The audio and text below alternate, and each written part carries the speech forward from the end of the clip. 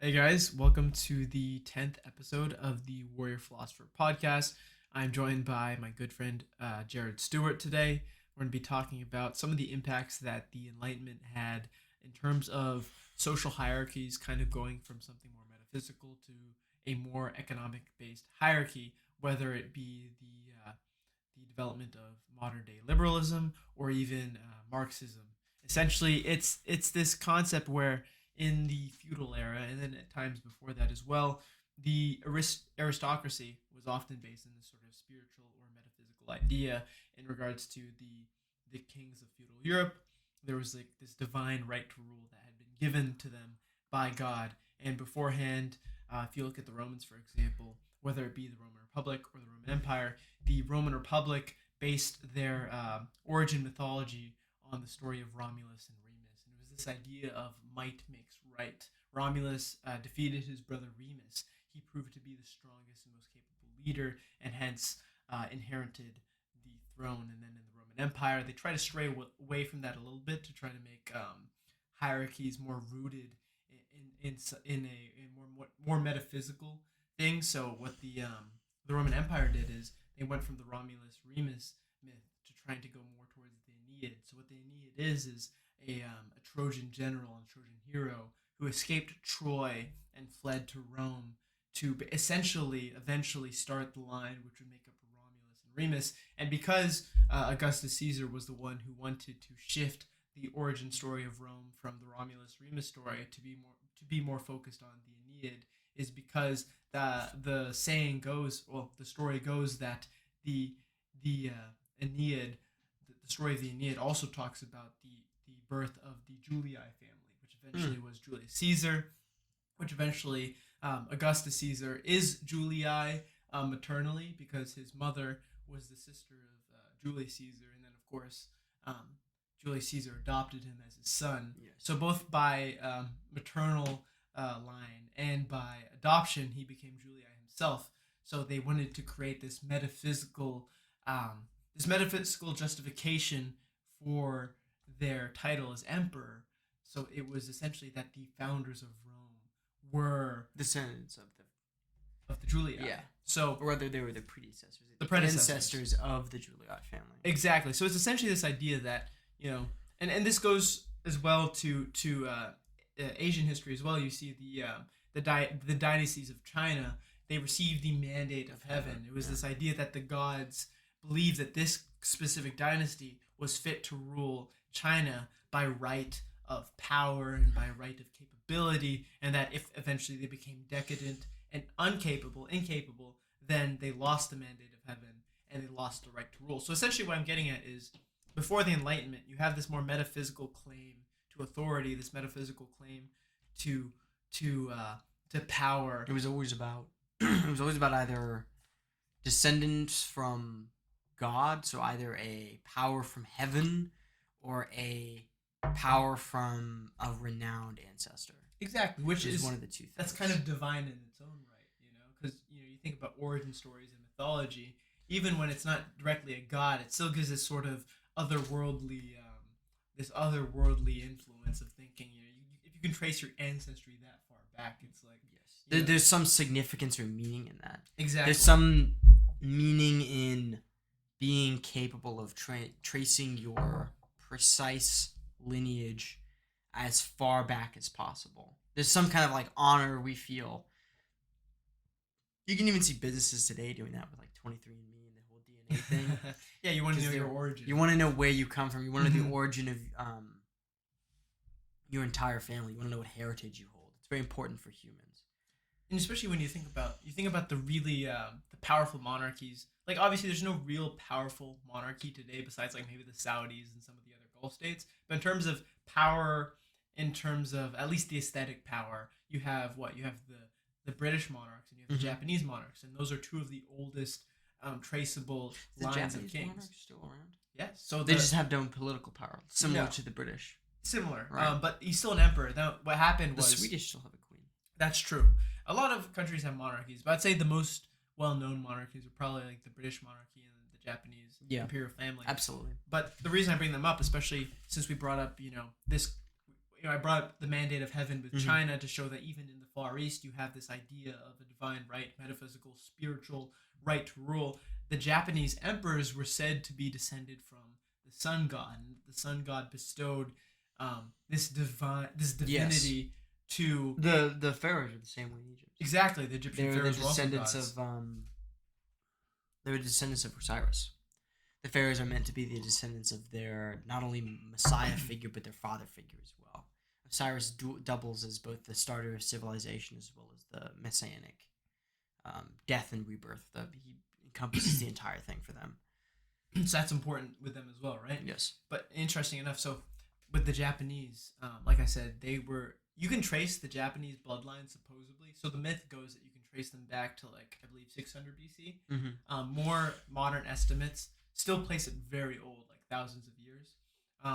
But it's this idea that this is a divine right to rule. They were god emperors, and there's a lot of stability, in fact, with the Japanese emperors specifically, because throughout the imperial history of Japan, most of the time there was this sort of separation between the emperor and the state. So you see, for example, the power of the shogunate, which was the military. Yeah, I was gonna say a lot of at least for an entire the Warring States period of Japan, the shogunate was the person who was more predominantly in charge of the government. However, the cultural and spiritual figurehead of the entire nation, no matter how chaotic it was still the emperor. The seat of power was still the emperor's seat. It was just whoever was the shogunate behind the emperor. Because the emperor essentially, even though I'm sure the emperor didn't really have much of a choice, technically the emperor had to pick the shogunate. The emperor had to acknowledge the shogunate. It's not much of a choice if they have a sword to your neck. Right. Well, no, but the emperor still didn't have a lot of power. It's just better for both sides. Yeah. To sort of share power, right? So the emperor still had a lot of power. The shogunate could never outright kill the emperor, and he knew that. But the emperor at the same time knew... even if the shogunate outright would assassinate or kill the emperor, then every other warlord and landowner in the area would just band up and kill him. Exactly. So it's like this weird non-aggression principle between the shogunate and the emperor. Yeah, because the emperor can relax, live their lifestyle, maintain their figurehead status without having to do as much work as the shogunate, and the shogunate can hold real power without being the face of the nation. Exactly. So it actually quite meshed together quite well. Yeah. Now, of course, you have times when, for example, you talk about the Warring States period. I believe you're talking about the Sengoku Jidai period. Yes. Right. That's the proper name. I don't know Japanese. No, you're good. But that's when Tokugawa Ieyasu eventually became the shogun. I know before that. Yes, I believe so. Yeah. So before that, you have the Ashikiga shogunate, and they grew weak, and then that's what started the Sengoku Jidai. Right. Now, the only time I can think of really when there was outright warfare between the shogunate and the emperor was actually after so basically in 1850, American warships ended 200 years of isolation by the Empire of Japan. So they only traded with the Dutch. Right. Well, there was a little bit of trade. It was 99% isolation, but they still traded with the Dutch. Why? I don't particularly know. Good chocolate, or maybe that's not what the Dutch are known for. The Dutch. No, for chocolate. Chocolate. What else? I mean, they were back at that time. The Dutch were one of the most powerful trade empires in the world. Well, they had colonies in South America, yes. India, even, right?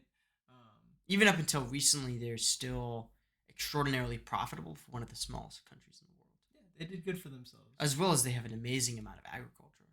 I didn't know that. They're food exporters. From Netherlands itself, or from their interesting. They don't have any colonies anymore, right? Not anymore. No. Back in the day, they were real. They were straight up conquerors, but now they don't have any of that. Oh, interesting. I know that the Netherlands is really big exporter of flowers. So they have a whole flower trade, which I think is interesting. But not to get off topic, back to Netherlands is fat. Well, the Japanese throne is known as the chrysanthemum throne, so I don't know, conspiracy. But I think not.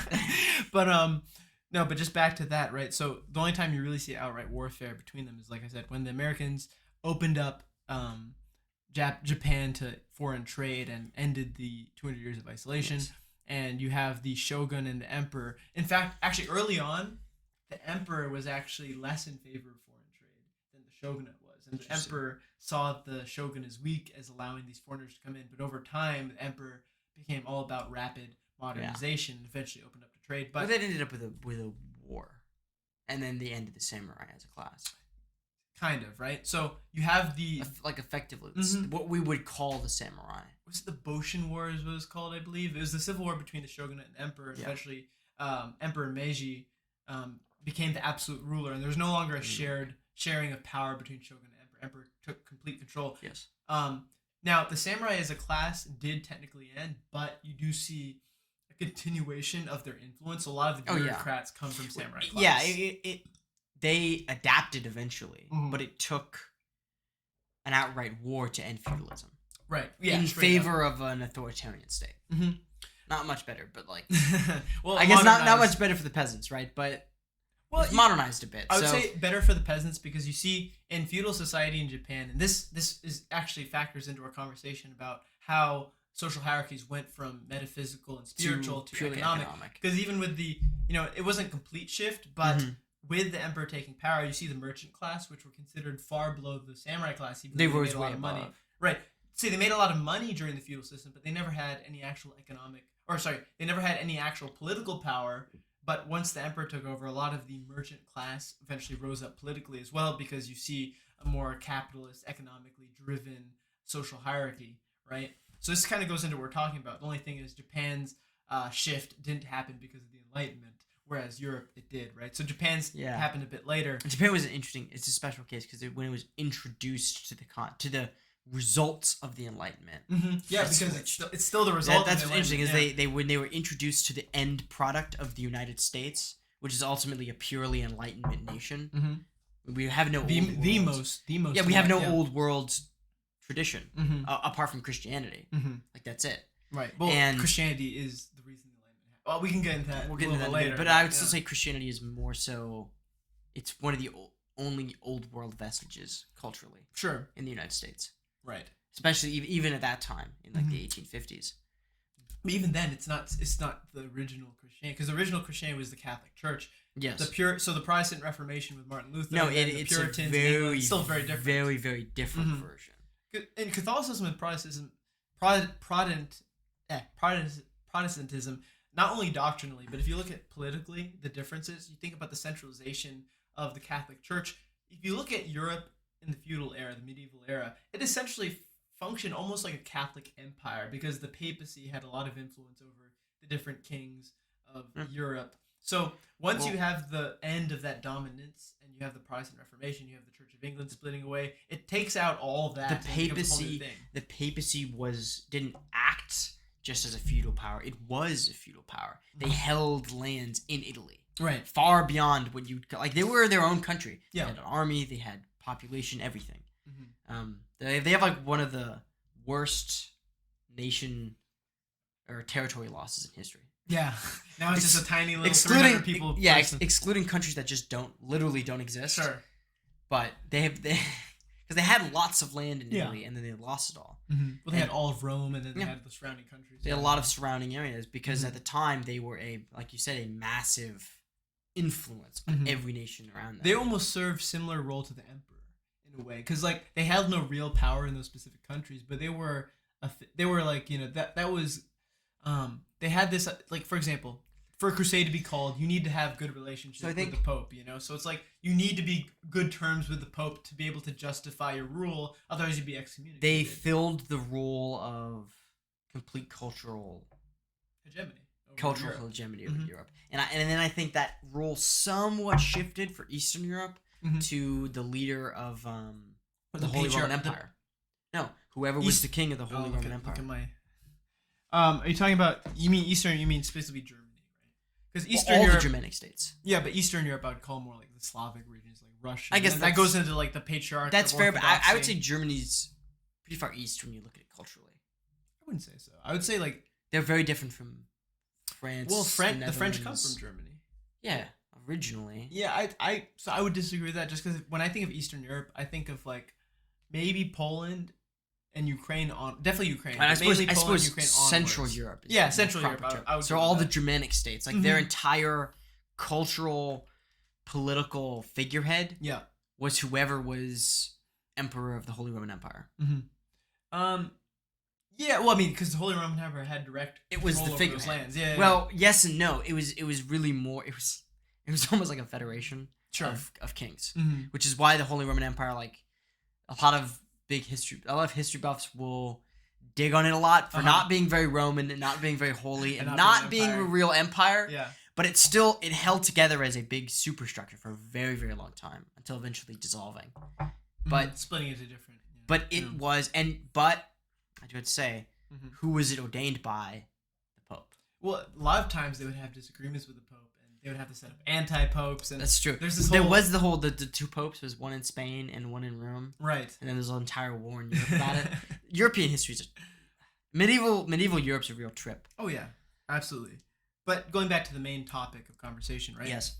It's this idea that the original social hierarchies throughout the world, right? Not just in Europe, also in Asia, as we've established. And even, to an extent in the Islamic world as well, there was always this idea that you could trace your lineage back to Muhammad in one way or another. Either you trace it back to his uncles or you trace it back to his daughter. And those were the two important lineages to have. Yeah, and that gave you a lot of Do you know who the Saudis come from? I don't know. I have no idea either. I mean, I would wager they don't come from either of them because you can't trace that back, right? They might have a legend as to them. They probably, that's what I'm saying. Like, what's the story? But I don't know it either. But they're another good example of ordained by God.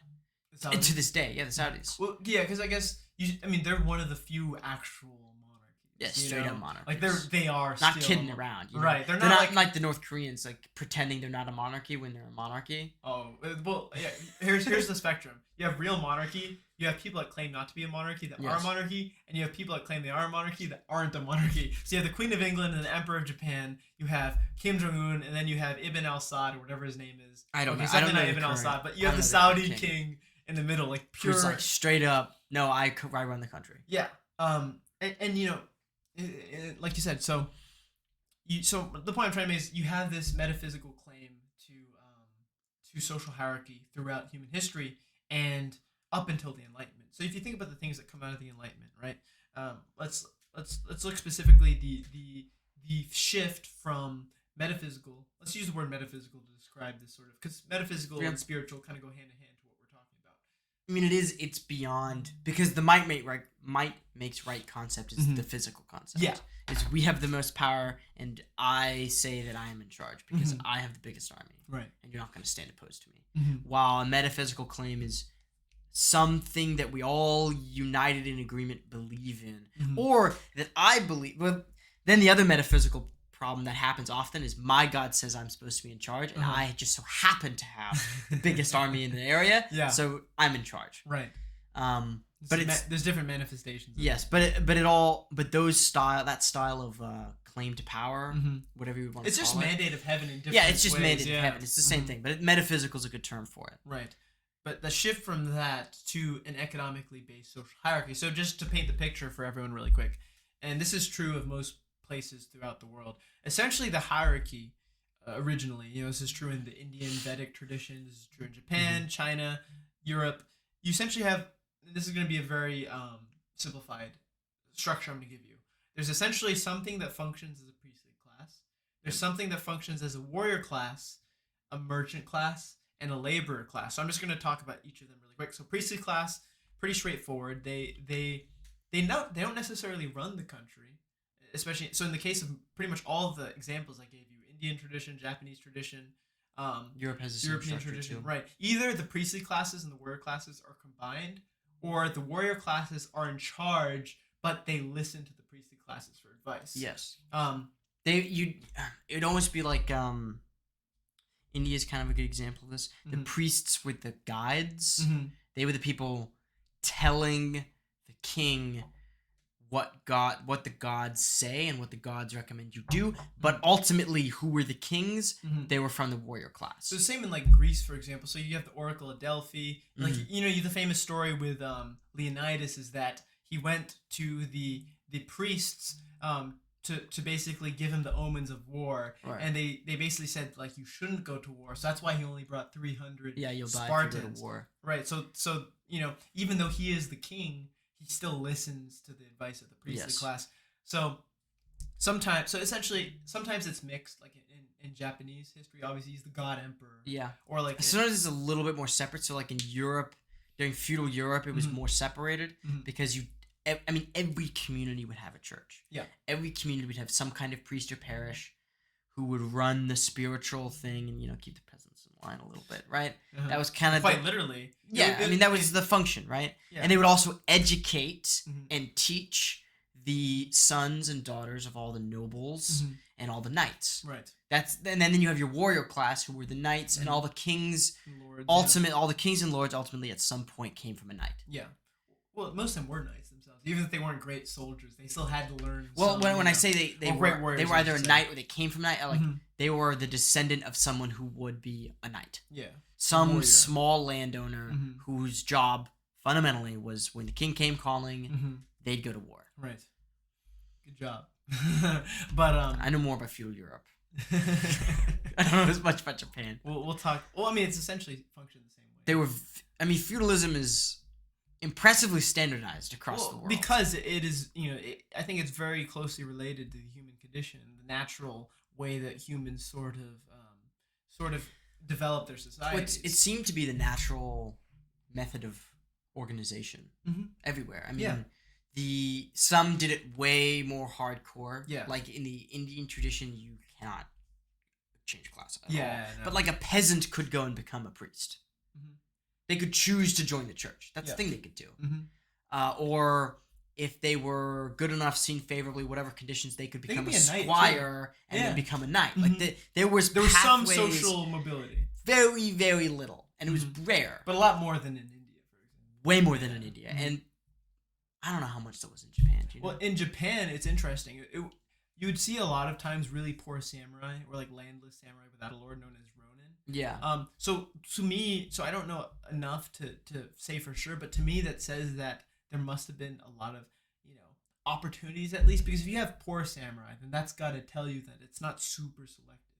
You know what I mean? If you can have poor samurai. Now, I think it changes over time. You probably had more selectiveness early on, because I think the ronin weren't as common until closer to the end of the power. I would say post. I'm not entirely sure. I know that there was a specific period of time when more and more of these ronin. I believe it's Sengoku after the Sengoku Jidai, because the problem is that you have a big transfer of power locally. So, for example, the Tokugawa was who won, right? But then you have like the allies of Matsunari who he was fighting against, and all those guys were supplanted, and they stripped of their land. Right, they would have lost, and they would have all become ronin. Exactly. If they would have lived, they would have become ronin. Right. So, and a lot of them did live and become ronin. So I think the Sengoku Jidai probably gave birth to a lot of different ronin samurai, and it probably also gave birth to a lot of new ruling class samurai. So you probably had a lot of people. Well, for example, the leader that came before Tokugawa Ieyasu wasn't samurai originally. Toyotomi Hideyoshi was a peasant, and so you have to think, if you're able to rise from the bottom to the very top of society, and he would have been the shogun, but he died prematurely before he could officially make himself the shogun. So Tokugawa Ieyasu became the shogun, but and after winning a civil war too. But the civil war was actually about, so basically there was Tokugawa on one side, and there were the supporters of Matsunari's heir on the other side. So that's kind of why the war happened. And so anyway, but the point is that if you can go from a peasant to becoming essentially the shogun, right? For a feudal society, that's pretty good. If we compare India and Europe as a measuring baseline, India being the least socially mobile, and maybe Europe being, they were about even with Japan. Then. Yeah, Europe had a decent amount of social mobility. It depends. It might have been less in that case. I can't think of a good instance in which. Have you seen A Knight's Tale with Heath Ledger? Come on, man. Well, but like a real historical event in which a peasant went all the way up, excluding the Normans, right? The invasion of the Vikings. Well, they weren't peasants. They were already landed elite by that time, because they weren't Viking anymore. It had shifted. But where'd they come from originally? Vikings, but a long time ago. The Normans themselves were very Latinized. I'm aware. They were Anglicized. Anglicized. Because they're French though, because they spoke French. The first English monarch to speak French was Henry V. And that's like in 1400s maybe. The Norman conquest was like what, 1100 or 1000 or something like that.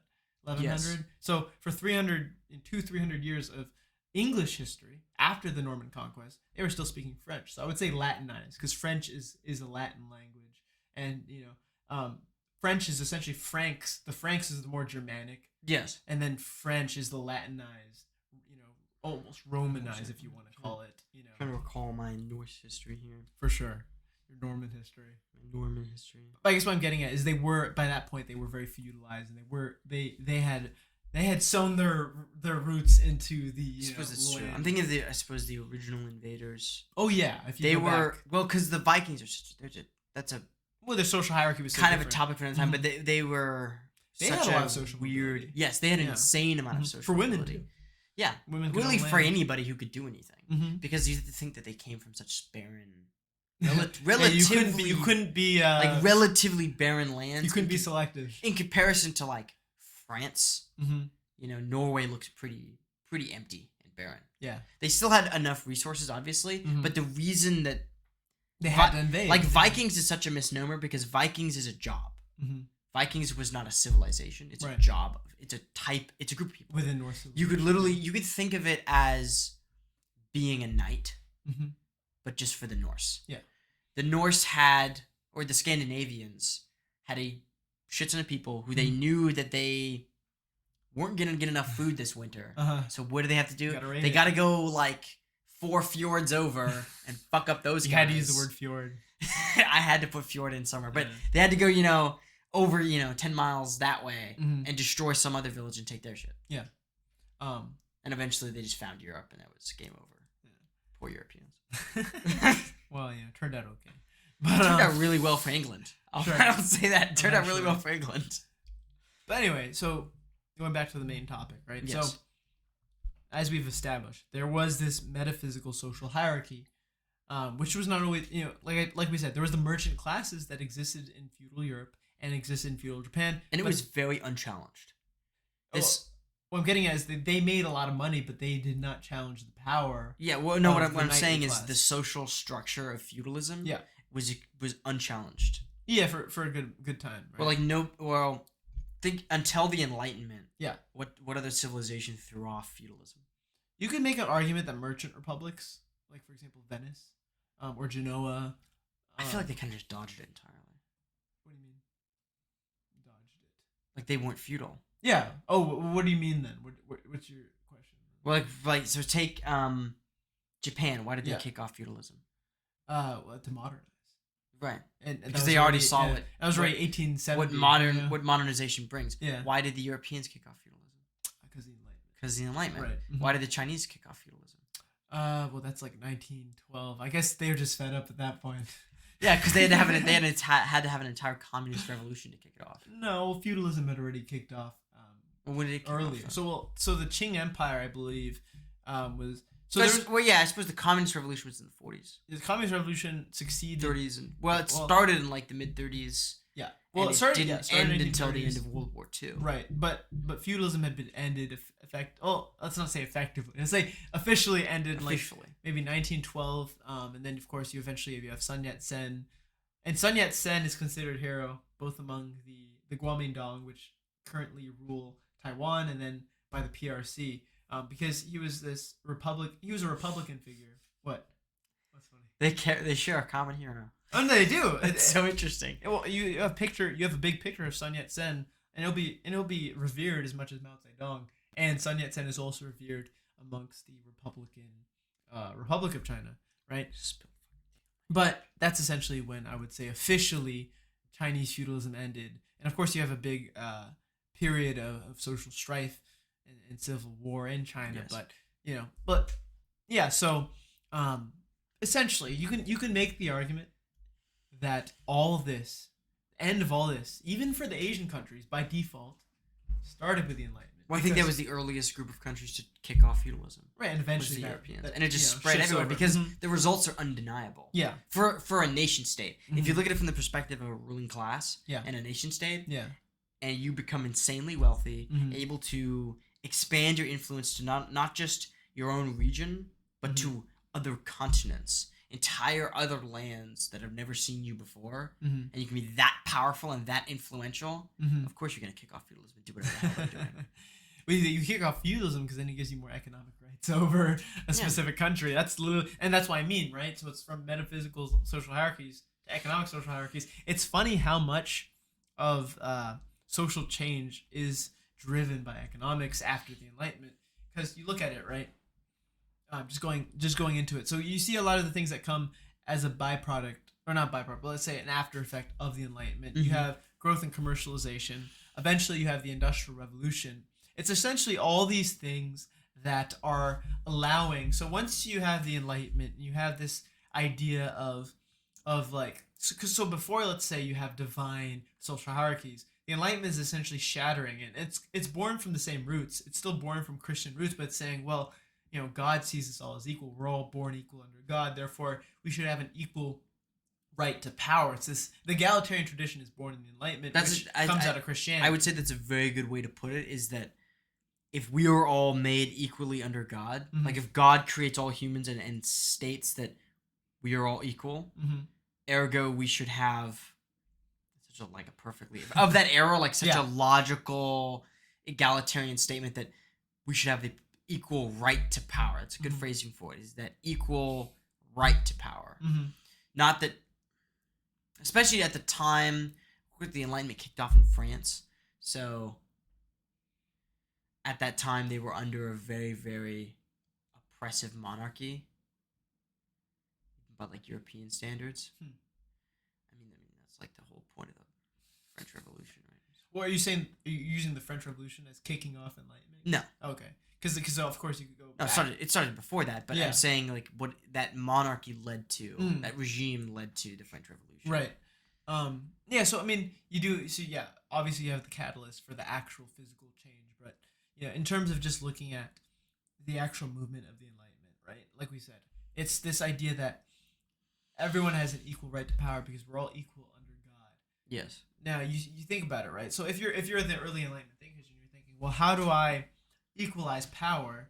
One answer, which is started by sort of these like free market types, small government types. So your Adam Smiths, your John Locke's, and to an extent your Thomas Hobbes, but that's a little different. But essentially, it's this idea like, well, how do we promote an egalitarian society? Well, their view was through the free market and through allowing someone's political worth to be somewhat tied to economic worth. So, for example, the idea was that capabilities are defined by your economic contribution. The way that you can contribute to their economy proves how capable you are. That's the idea, right? A free market provides. If there's a necessity for something, if there's a necessity for iron, for wood, well, someone given the opportunity to go and find the iron, go and get it, someone would do it. Right, that's the idea, right?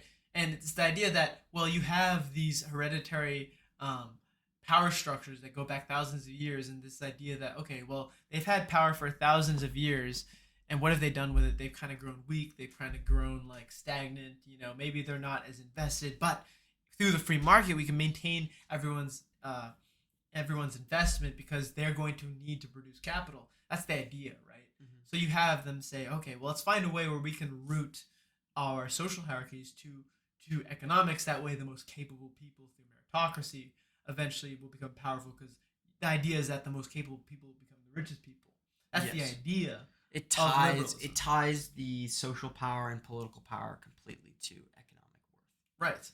Which is essentially the foundations of America. All the early powerful Americans were, to some extent, landowners or businessmen. That was it. Yeah, they weren't landowners and businessmen. Yeah, they weren't nobles. The vast majority of them, a few onesies and twosies here who weren't major landowners or anything, but they weren't the original members of the aristocracy. Like of the founders of the United States. Oh, gotcha. Oh, you're saying that the most United of them States were is an example. Yeah, we're landowners. But there's like the onesies and twosies. I mean, like Alexander Hamilton wasn't a landowner. I mean, eventually he became a landowner, but originally he was not a landowner. Yeah. But he also was not one of the initial founders. He's not one of the people. I don't believe he ever signed. Crazy, he became a Federalist and he didn't come from the landowning class. That's a discussion for another time. But but yeah, so I mean, obviously, so all the early founding fathers come from families of Puritans. So they're well educated. they have a high literacy rate because, for those of you that don't know, a big factor of the Protestant Reformation was Martin Luther said, well, how come the Bible is taught in Latin? How come Mass is given in Latin? Yeah. Our people don't understand anything that's being said in the Mass. They can't read the Bible. Puritans took it a step further. Mm-hmm. Like, they required you to be able to read the Bible. They wanted you to get the direct source. To the point, like, you should always be able and capable to read your Bible. Mm-hmm. That was a big reason why they were some of the most educated and literate people in the entire world. Probably. Or at the very least, the entire region. Mm-hmm. Well, that's because I said this many times on like videos on the channel before. That's the reason why there was this very synchronized idea of America early on, is because people were all reading these early pamphlets such as Common Sense by Thomas Paine. I use that same example every time, but all these early writings by all these American Enlightenment thinkers were spread around, so everyone synchronized. Like all the founders and major landowners of the time would be reading the same exact thinkers. Yeah, because they can all read. They can all read, which is a big step up, And this wasn't just the richest people. This is also like down to like the smaller landowners. Everybody who was a citizen. By citizen, that means like. Well, if you were raised as a Puritan or really most Protestants, you can read. And if you're going to survive in an economically based society, you need to be able to read. If you're going to be economically savvy, you almost have to be literate. Right. You have to be able to bargain prices. You have to be able to read packaging. Otherwise, you have to work for a producer. Exactly. And in which case, you lose the power, right? And this goes into whole Marxist you lose the whole well. economic power. Right. But essentially... Well, he's just a horrible fundamental understanding of labor. Who? Marx? Yeah. No, Marx. I think he has a good understanding. No, he has a poor understanding of value. He's the right understanding of the symptoms, right? But his solution, I just... Well, no, I'm saying his fundamental value theory is wrong. We can discuss that in a second. Yeah, that's different. We'll keep that. We can touch up on that. We'll touch that in a bit. But I have there's a whole. We'll talk about Marxism another time. I've argued with too many Marxists on this same exact problem. Oh no, I'm sure you have a good argument. But anyway, so the simple topic of conversation here: the social hierarchies shifting from, and then you go from the divinely justified kings of Europe, and then you go to, in America, it's not necessarily just the richest, but a wealthy individual who is also capable and politically savvy. But it's this merit. We always in America culturally, we always try and draw it back to merit. Hard try. It was easier back then because people were more. There was less economic inequality because for the most part, you have to think of it this way: if you are pretty much an export economy, because that's what they were early on. They were an export economy, so you didn't need as much. I mean, a lot of the laborers were slaves, for example, but you don't need as many. You don't need as much of a working class because you pretty much just have to extract the resources and you send it out to the people who are consuming it, right? So when you're a big export economy that's like run the way they were, before you had like big factories and stuff, you're exporting like timber, so they're chopping their own trees down and they're sending those trees to Europe, and in Europe they're building. That's biggest thing laborers, the biggest thing is the relatively small population, and there's no history. Tabula rasa. What's that? Blank slate. Yeah. I mean, that's what it was, right? America was a blank slate. Kind of culturally, yeah. Because there's no history of people being oppressed there yet. And you gotta create that history yourself. There's no history of peasantry, because everyone who came there was essentially escaping that from Europe. Escaping being in the poverty of Europe to come here for a chance at, like you said, laboring for yourself and then selling it on your own. There weren't anywhere near as many what we would call businesses with employees. So many more of them were either completely family run or cobbled together through multiple other skilled laborers. Or you owned slaves. Or you owned slaves. And the important distinction with slaves and why you consider that different from Europe is because it's different when, in the kingdom, for example, the peasantry, the serfs, are still part of the kingdom. But there is this idea that the slaves aren't part of the country. They're, when they're seen as capital. The South got called out for it eventually with the 3/5 compromise. Yeah, that's right. Because the South was trying to count slave population for the House of Representatives. Exactly. And the North was like, you can't do that because you're saying they're not citizens. So you can't count them for their population. Exactly. And then the South was like, It's so funny, right? And they were really trying to milk that. And the North was like, all right, how about 3/5? You can count them for Right. 3/5 of the population. Like, fine. So they're 3/5 citizen. Yeah, exactly, right? Like, that was the weird... That's where the compromise comes from. It's not originally supposed to say that... I hate when people are like... The 3/5 compromise says that black people are only equal to 3/5 of a person. No, that is counting the population of slaves for calculating the number of representatives each state gets in the House of Representatives. Right. It's very little to do with moral value. It's all economics. Hey, literally all of it. Hey, that's the Enlightenment for you, baby. Yeah, it's all economic. It's easy. It's just numbers. Yeah, and that's the thing, right? So, when you don't consider them citizens, you can still say that there is no peasant class because also you think of the sense of identity, right? The identity was the early American identity excluded slaves, excluded like natives from that identity. So you could still say that within our identity we are free. Within our identity, it was very free if you were as long as you're producing your own. Yeah, you're producing. I mean, you could yourself. You're not working for someone else's production. Well, you could get pretty specific. You'd say the freest group of people, generally speaking, in America at the time were white European males. Yeah, I mean, females had a pretty cushy lifestyle. Like, to be fair, like, let's face it, like, they don't labor. They don't work. They child rear. Depends. Typically. Yeah, sure. For a landowning family. Where. Depends where. In the North, so in the South, that's very true. But like, that's a good point, though. Actually, the economics of the South and North were very, very. Well, you take like Massachusetts. There was actually a farmer rebellion in Massachusetts as well for different. I mean, not for the same reasons, but there they had to work harder. So women probably were working alongside men in the North because you just don't have as much.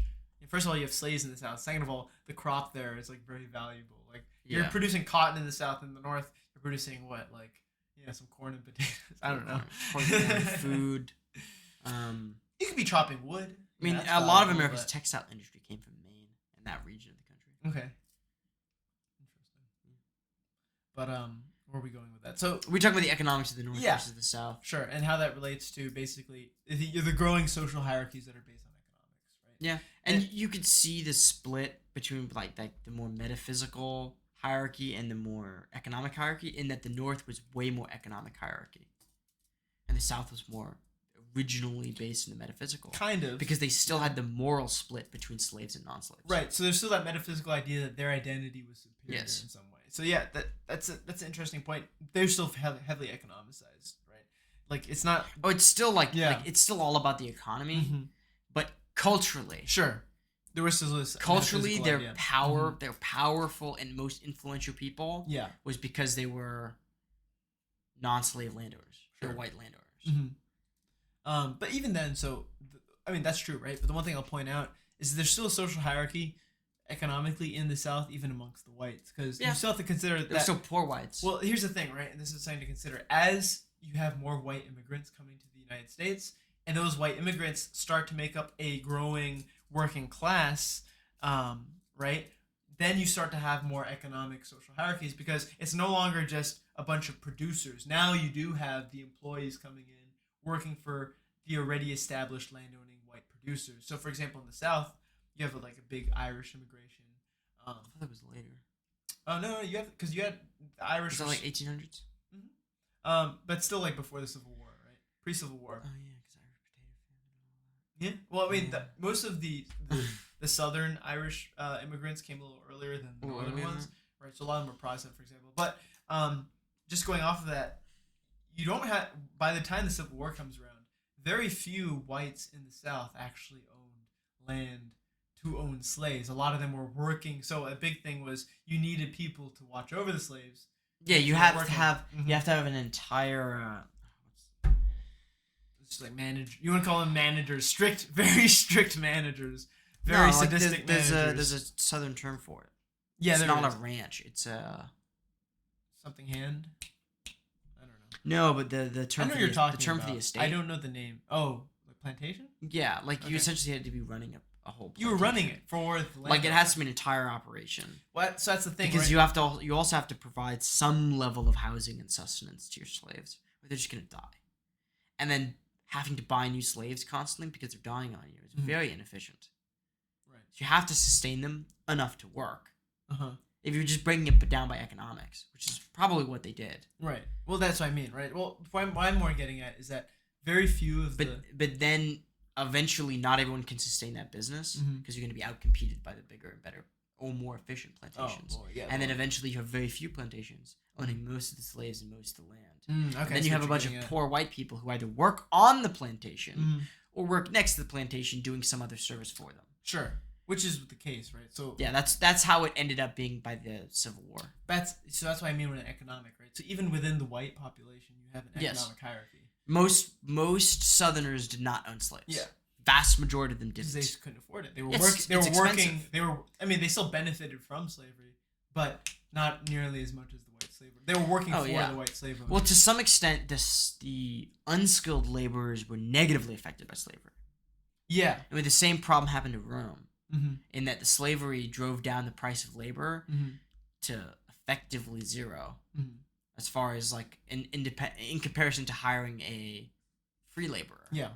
So you just have slaves. Yeah. So now, who's gonna hire me as a free man? Who's gonna carry the boat? When why would the plantation hire me to cut down the tree when they have some slave that they can whip and kill if he's disobedient? Mm-hmm. Well, that's another reason why the southern economy didn't develop, and the northern economy, because the northern economy had to develop, it had to industrialize, it had to, because they didn't have slavery anywhere near the extent. Well, even if they had slavery, what would the slaves do in the north?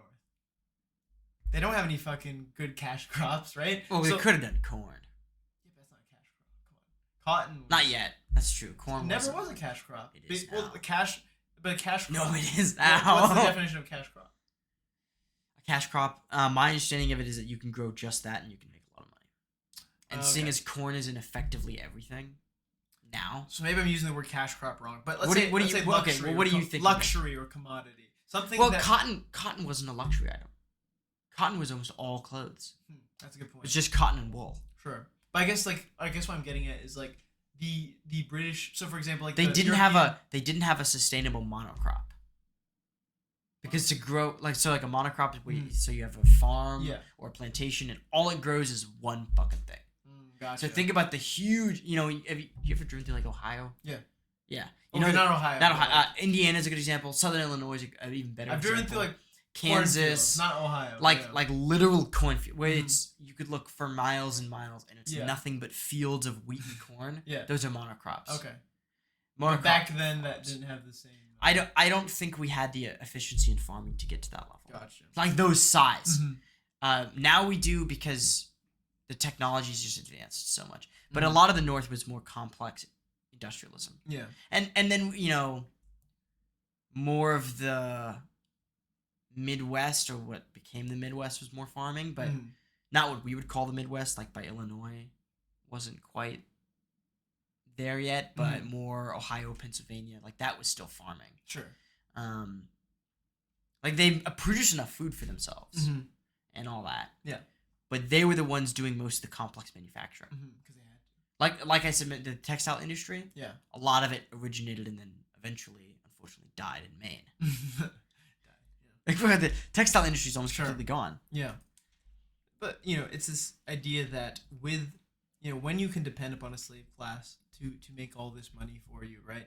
Versus the North where you need to innovate more. And it kind of goes back to something I always bring up is that without problems, when you have too much prosperity, then when you don't have problems to fix, and you don't have innovation. Innovation is usually, and this is something I want to bring up as well when we talk about the whole Elon Musk versus like Amazon thing, and like consumption.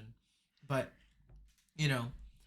essentially, we're going on so many tangents. Jesus Christ. We said we weren't going to. We're 48 minutes in. Yeah. But let's try to go back to the main point. So we've been relatively on point. We're talking about. It's just we're elaborating a lot and how economics affect so much. We're just getting in detail on one specific example. Sure. So let's move on from that a little bit, but let's just look at on a macro scale, right? So on a macro scale, we've gone from the feudal system, or even certain imperial systems, where there's a metaphysical right to rule for specific people, where in a sense might makes right. It's almost like might is what gives you the ability to claim a metaphysical justification. I feel like that's almost always how it originates. Right. Well, that's what I mean. So it's rooted in the human condition. And then how you perpetuate it Mm-hmm. is that it's the mandate of heaven. Sure. God tells different me cultures. God tells me dictate that how you I'm meant perpetuate to it. hold this power. Yeah. My lineage is meant to hold the power, Mm. so don't mess with us. Right. But with the Enlightenment and when this idea that egalitarianism can be rooted in a free economic system, you originally have like, okay, well, it's kind of working. Like these people they're coming out and they're breaking away from the yoke of the monarchy. But then as you see like an influx of lower wage workers come in, you see these economic hierarchies start to settle, and you see a lot less social mobility. There's not people in the South, whites in the South weren't going around and creating their own plantations. There was a sort of stagnation. And in the North you have still a lot more social mobility, but at the same time, the industrialists, the ones who were able to buy the capital, who were able to buy the land, they had the power over those who worked for them. It took a little while Mm-hmm. for the ruling class to get replaced, Mm-hmm. but they ended up just getting replaced. Who are we talking about now? So like the ruling class who were originally based in aristocracy and metaphysics Gotcha. and Well, you're saying so on and so forth. there still was a ruling class eventually that Yeah, I'm just it's saying not they were replaced. so- They were just back in England, the original ruling class. I guess what you mean is like you initially kind of get rid of a ruling class and you have a lot of meritocracy, but eventually those people who like started America the institution, left like the most of the immigrants to the United States Mm-hmm. originally Mm-hmm. were trying to escape the aristocracy and the nation of England, most of them. Mm-hmm. And they came here for that opportunity, and it only took maybe 150 years for the aristocracy to just be replaced by a bunch of economic aristocracy. In a sense, it was just economic the bourgeois economist, which brings us into Marxism. or you could call him the bourgeois. Yeah, let's take this to Marxism. All And right. how Marxism it takes that egalitarian tradition Mhm. of the Enlightenment, but it still takes the economic point of view, but then it says, hey, wait a minute, this free market that was supposed to solve everything, this free market that was supposed to give the most capable people, They just gave us a new aristocracy. right? Because essentially it's this, you go from a social hierarchy where it's the ruling class and the working class, the ruling class and the serf class, essentially, Mhm. to simplify it, and now you have the bourgeois and the proletariat. And what the bourgeois is the bourgeois is the one who actually produces things, and the proletariat works for the bourgeois to help them produce things. So, I would say that the Enlightenment and especially the Industrial Revolution simplified the social classes. It just simplified them all, because now everybody's effectively either in the merchant class or the laborer class.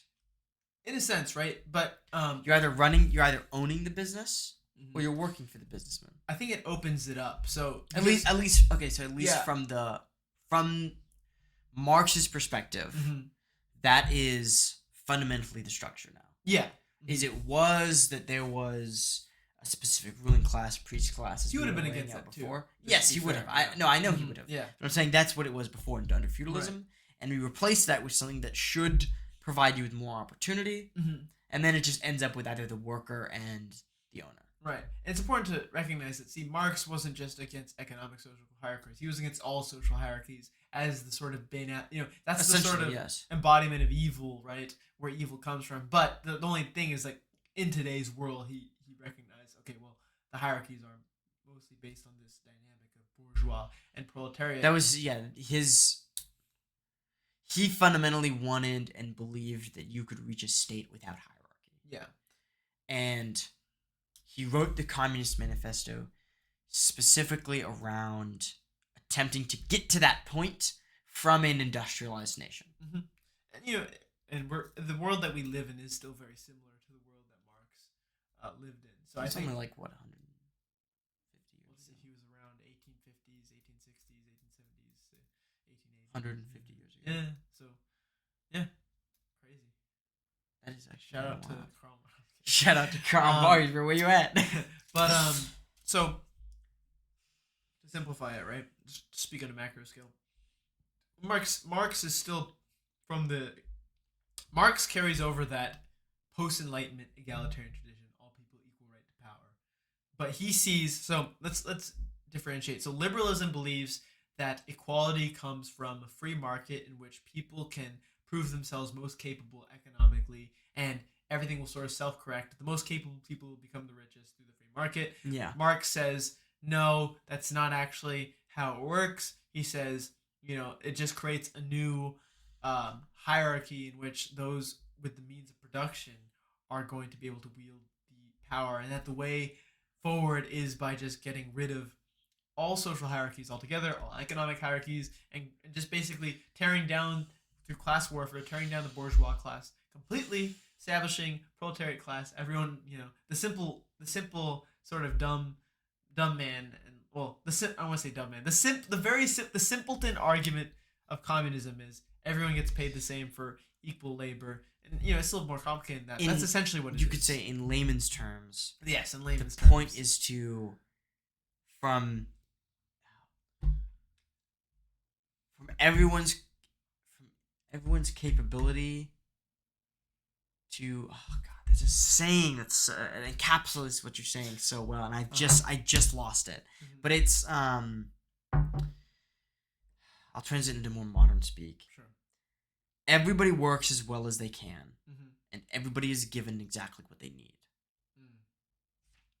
Yeah, but going off of that, that's a perfect thing to say. Well, actually, Marx doesn't work very well. I'm sorry. If Marx had to correct liberalism's ills, allow me to introduce myself, Marx. But you are also wrong. Your system doesn't work. Well, he has a couple. I would say he has a couple of very fundamental flaws mm-hmm. in his concepts. Almost. Well, you've read Animal Farm before? Yes. Boom. That's a good example. Let's just summarize it really quick, because I think that's a perfect example of why communism doesn't work. That's a good example played out, but you could just go back to why is it wrong in theory even. Yeah. And I'll let you go on an Animal Farm first, and then I'll talk about theories of labor theories and theories of value later. Sure. So really quick, just a brief layman's synopsis. The layman's terms. Is Animal Farm for Dummies. So essentially, dummies, come on. Yeah, essentially it's there's this farm run by a human, and he's very oppressive to his poor animals. He works them all day. The animals are sad. The pigs get eaten, made into bacon. The horses pull their plow all day, and of course, what do they get in return? They get some food and some straw to sleep in, right? Yeah, that's about it. And this old boar, he comes along. Bro. Yeah, shitty life. This old boar comes along, and he says, he tells them about this is Marx. The boar is essentially Marx, and he sows. Well, I believe the boar is far more supposed to be Lenin, isn't he? Oh, it could be, because the pigs end up taking control. That's true. It could be Lenin, because it's the pigs. Well, the reason why who come up with the whole idea for Animal Farm. Lenin did win. Maybe he's a mixture of both Lenin and. Well, the reason I'm gonna look it up because is there a distinction between the old boar and then the pig who just ends up running the farm? Well, because the boar dies before they take over. That's why I think. Oh, there you go. Yeah, so the old boar is Marx. I forgot that part. No, but there is no Lenin in the book. Yes, there is. It's the pig. No, because one of the pigs is Trotsky and one of the pigs is Stalin. Did they just skip Lenin altogether, or is Lenin the mix? First one? All right. Okay, so he was supposed to be a mix. It says that old major. Okay, yeah. I see that. He's a mix. Yeah. Okay. So he's supposed to be kind of Marx and Lenin, the guy who has the idea, mm-hmm. Marx, and the guy who starts the revolution, Lenin, then dies before seeing it come to the eventual nightmare that it is, run by Trotsky and Stalin. Well, no, because Trotsky, even in the book, which is all right. So let's go back. So there's this old boar who basically sows the seeds of revolution, yes. Right? And you have two main leaders that come out of it. It's this pig named Napoleon and this pig named Snowball, who actually start this revolution and kick the humans out and establish an animal farm, right? Now Napoleon is supposed to. Yeah, it's great. It's the name. Yeah. So Napoleon represents Joseph Stalin and Snowball represents Trotsky. So mm-hmm. Snowball, he's not perfect, but. All right, so Snowball, while not perfect, essentially, so he represents Trotsky. He represents this idealist, right? Mm-hmm. He still has his vision, and he abuses power a little bit, but he has this vision, and he's a great soldier. So the humans try to retake Animal Farm, and Napoleon leads them to fight off. Even Snowball. Snowball's Trotsky. Oh, sorry. Yes, Snowball leads them to fight off the humans. Anyway, so eventually, Snowball, he's pretty popular. The people like him, but Napoleon, who represents Stalin, what he does is he this is fun. So there's these 9 puppies, and what Napoleon does. So these puppies born to. It's been years since I've read it. That's fine. I don't remember. Maybe it'll jog your memory. But this dog gives birth to a litter of 9 puppies, and Napoleon takes them aside to raise them on his own, hidden away from everyone else. No one sees these puppies for like months, and during this like really important debate between Snowball and Napoleon, which Snowball wins. Napoleon like basically snaps his fingers, and all these 9 fully grown dogs come and start chasing Snowball out of the animal farm, and basically from that point forward, that's not a good allegory for what happened. I don't know why. Right? So from that point on, Napoleon solidifies his control of Animal Farm, and it gets slowly more despotic. The pigs start to work less and less, and the other animals start to work harder and harder, and get less of a reward. And by the end of the book, the pigs are no different from the humans. Yes, that's the whole message. Because they start to stand on 2 They start to stand on 2 feet. And that was the thing that was horrible. They start to do business with the humans, exactly. Which is another great allegory for the Soviets eventually just doing business with capitalists. Yeah. But, there's this... So, in Animal Farm, there's this idea that anything on 2 legs is bad, right? Yeah, 2 legs is bad. Right, but eventually the pigs, they teach themselves to walk on 2 legs, and they change that rule. They keep changing rules throughout the whole book. They have this, 10, maybe 7 commandments or something like that. Yeah, they have major rules, and they continually make slight alterations just so that they can do what they want. Just the pigs. Like, one of them is, they're not allowed to drink alcohol, and then after getting drunk one night, they change it to excess. Don't drink alcohol to excess. Another one's sleeping in beds, and then they change it to beds with sheets. So they take the sheets, so it's little things like that. But it's essentially this idea that eventually, when you have a communist society, you make everything equal. Some people eventually will come up and they'll create their own political ruling elite and start to abuse all the people below them. The most common to play devil's advocate. Yeah. Most common counter argument I've heard is typical. Well, I'm fucking around.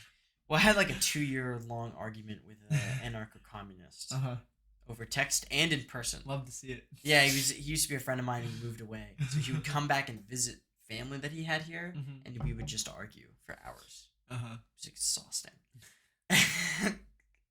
But the most common counter argument to that I've ever heard. I mean, there's the stereotypical one, which is, well, that wasn't real social. That wasn't real communism. They didn't do it quite the way I would say you should do it. Right. There's that one, but he knows best.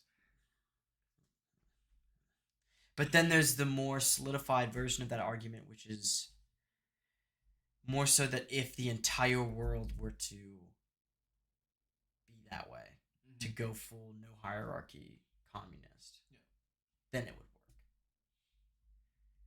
So long as nobody ever decided to... Yeah, and then you have to have the non-aggression principle. Then you get into concepts of anarchism, right? So you have no government, you have no ruling authority, and people just kind of figure it out. And then the only problem with that is eventually that one person is going to gain enough resources under their control, either by inheritance from family, or taking it, or just sheer dumb luck. No one thought to do this thing. Oh shit, I have oil. Exactly, Oil in my backyard. And then that one person, or that small group of people, will then realize that they could just overpower the smaller group of people next to them and the weaker group of people to the other side of them. And then they'd have even more resources. And then that happens, and they get a small population underneath them that serves as sort of not quite slaves, but peasants, right? And now you have a city-state. And then more of those pop up because more of those strong people realize they can do the same damn thing. And then you have a series of city-states, and those series of city-states all start fighting each other, and they start creating nation-states and countries, and then those countries and nation-states start getting conquered and turned into empires, and then there you go. Basically, that's what this is a big this is a big thing about Nietzsche, right? So Nietzsche sees social hierarchies based on power as inevitable. People call him a radical aristocrat because instead of what he would say is, instead of pretending to ourselves that we can create this egalitarian society, why don't you just accept and admit that social hierarchies are inherent in humans and try to find a way to make that work for you, right? It's like this that's the biggest one of the biggest, I would say, logical or principled errors in collectivism. it is that social hierarchies are inherent. They will always occur. They will occur in every single situation you are ever in your entire life. They can never be removed. I would say egalitarian collectivist societies. Because you have collectivist societies like fascism that are literally built upon the foundation. Sure. Okay, that's a fair point. I'll be more specific. Like egalitarian collectivism. Or everything stemming from Marx and Marx's ideas. And then his predecessors. Because there were people before Marx. Yep. There were. Yeah. The only thing I would say is like some people might argue like an idealist libertarian society is you can that's also like doesn't work for the same reasons. And that comes out of the Enlightenment. Libertarians, I would say, effectively advocate for a form of anarchism. Yeah. So what I mean is like that didn't come from Marx, but that kind of comes to the same. If you really look at because they're all about competition and hierarchies. Libertarians? Yes. Really? Because they're purely economically based societies. Yes. That's their concept. It's all economics. It's all business. It's all free market. As hard as you can go. Like, because my understanding was that the ideal libertarian society is that kind of, everybody kind of produces their own things. Everybody's a producer, right? But, at the same time, you have a very small government. You have, non-aggression. Very small or none. That's so what would you say the difference? Because I legitimately don't know. What do you say the difference between an anarcho-libertarian society, or let's say an anarcho-capitalist society, versus money. An anarcho-communist society? Pretty much just money. Yeah? Yeah. And, like, finances exist, and money exists, and you don't all have an agreement to squash someone as soon as they become more successful. So, as dumb as anarcho-communism is, what's less dumb about anarcho-libertarian or anarcho-capitalism? Because, like, obviously, if someone gets richer than everyone else, he's going to abuse that. Oh, it's just as dumb. Anything revolving, like, I agree with the fundamental idea that if you could set a specific government type for humanity to be locked in forever, yes, you'd want anarchy. But that's just heaven. Everyone's perfect. Like, that's like saying, if everything were perfect, everything would be perfect. Well, no shit, it's not heaven, because with anarchism, you do have to accept a larger volume of violence and suffering. Because there's no one to keep order. You're saying, like, are you talking about you were talking about an ideal. No, I'm just saying if you had to pick a government style or a societal structure for humans to exist in perpetually, you'd want anarchism, because that's what we came from. So evolutionarily, what we're built for is multiple tribes, tiny groups of people competing for resources. I guess if you consider that anarchism, yeah, because there's no governing body. Sure. Right. There's no structured governing body. It's until humans get smart enough through evolution. Oh yeah, and then you do until you start making things more complicated. Right. Which is why you can't have it with all the luxuries we have today. Because why would if we attempted to go to anarchism at the moment, you would have to either kill or depose every single major business in the United States. Yeah. And in the world. Not just the United States, but the entire world. You would literally have to get rid of all of them somehow. Yeah. And then hope to God that no one underneath them knows how to run the business and just turn it a little bit militaristic. No, all you have to do is what you do is you get a bomb squad together, and then you bomb all the credit card companies so you erase all the debt. Wait, did I see that somewhere? Oh wait, that's Fight Club's plot. Right? That is Fight Club's plot. No shit, I was making a joke. I haven't watched the movie in fucking sarcastic. Years. Yeah, but I was trying to remember, like, is that why they blew up all the buildings? Yeah, it was to erase the debt. It's to erase the debt. And cause anarchy. Yeah, that would cause. Yeah. Based. No, like, if you were gonna do it, like, blow up the banks. Because the banks control everything. Okay, bud. Let's chill. I mean, don't. Like, don't do that. Because they're just gonna make new banks. Yeah. Someone else will come along. I'll start a bank. That's the problem. It's like, banking was invented for a reason. Yeah. Money was invented for a reason. You don't necessarily have new banks, but you have something that functions as a bank. Yeah. The state can function as a bank. Yeah, either literally new banks under a different name that's not called a bank. Well, not even banks. You can have something that functions as a bank that isn't inherently a bank. Kind of. Because a real bank is only possible in a free market. Because if you have like a controlled planned economy of one central bank, is that really a bank at that point? Like, yeah, it kind of is. It's a bank. But at the same time, it doesn't function as the bank. Like when it functions as a bank. There's just only one bank. Yeah, but then it's like when you think of like your contemporary conception of what a bank is, right? Yeah, you think of your there was just one Goldman Sachs, then it wouldn't have the same I think it's still a bank by our definitions. No. I'm not saying it's not a bank, but like colloquially. Yeah, they'd probably call it something different. But like, let's say the state's a bank, right? It wouldn't be a bank; it would be the bank. Sure, but let's say financially, you had. I mean, this kind of people will say, "Oh, well, the Federal Reserve does this." But like, let's say complete. Kind of. Sure, let's say complete control and just the. Let's you can't take loans from the Federal Reserve, though. Okay, so. All right, that's not my. I'm saying some people. Okay, I'll let you go. My hypothetical. Let's say you have the God Emperor of Japan who has complete, or something like that, who has complete control of the finances. Mm-hmm. He sets the interest rates. He can give out loans. All this different stuff. Is he a bank in and of itself? Yeah. All right. Well, then maybe we can still have banks, but it doesn't because you can be a bank. Sure, but colloquially, it doesn't have the same like. It doesn't have the same connotation. Yeah. Like we probably wouldn't call it a bank, mm-hmm.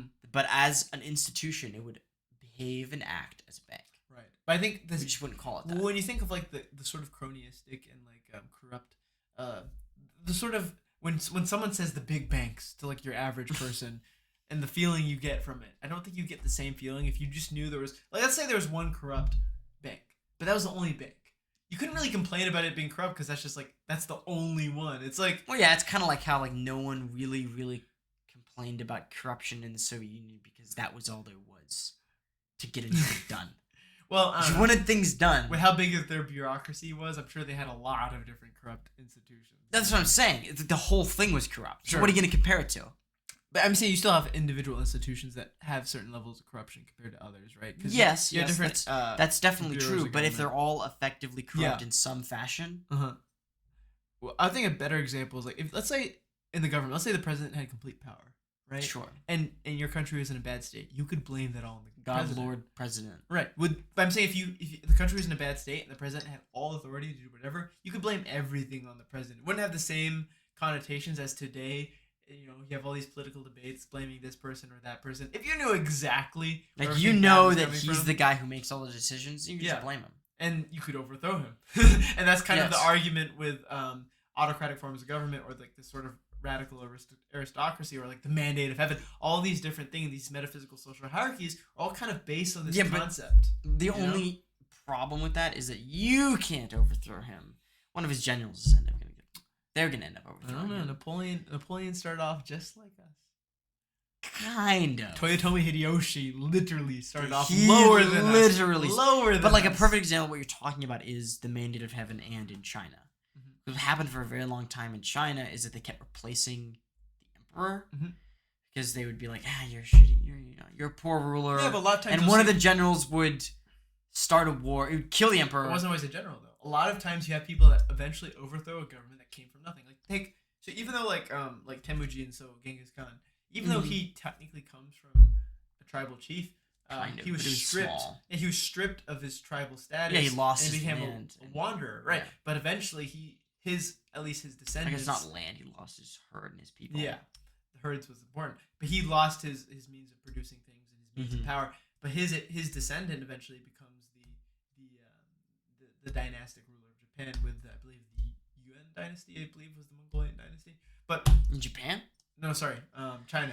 I was about to say Japan? I was like the Mongols invaded twice and failed. Yeah, no, I meant China. Those typhoons really hit you. But this idea, because the reason I'm bringing that up is because I do think that a lot of times throughout history you see people that come from nothing eventually. Look at Oliver Cromwell, for example. Yeah, sure. But I'm saying that who were they overthrown by? Okay, well, no. Some of them are overthrown by just by people. whom? Well, there's lots of people that like you're right. Napoleon, Oliver Cromwell. They started as relatively poor people, but when they overthrew the rulers or took power, they went poor. Well, but they had to get to that. That just means that your society has some amount of social mobility. Sure. And that they were in the right place with the amount of power and the ideology and principles to overthrow the person. Well, I guess what I'm getting at if you want I would say if you want a pure example of, or two pure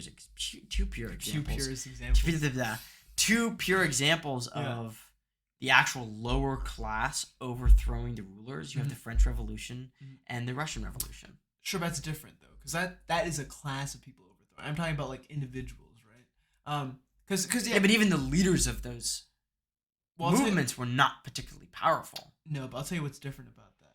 What's different about that is when you have a mass movement replacing, like for example, let's look at the French Revolution and the Russian Bolshevik Revolution. That was a revolution to change the ideology of a country. It wasn't one person. I would agree. It wasn't one person overthrowing that leader and continuing to rule in the same system. Hierarchy. No, I would agree. Because that's why I'm saying it's the difference of metaphysical power structures is that someone overthrow, like in the dynasties of Japan, or sorry, the dynasties of China, you were overthrowing the dynasty, but then you were becoming a new dynasty. In the Bolshevik Revolution, you overthrow the Tsar and you create a republic, which eventually becomes, gets overthrown. The republic gets overthrown. It wasn't a republic for very long. Right. Like maybe, let's see, because it was called the September Revolution was the first revolution. Yeah. Or like something like that. And it's the October Revolution. So, well, let's do the math there.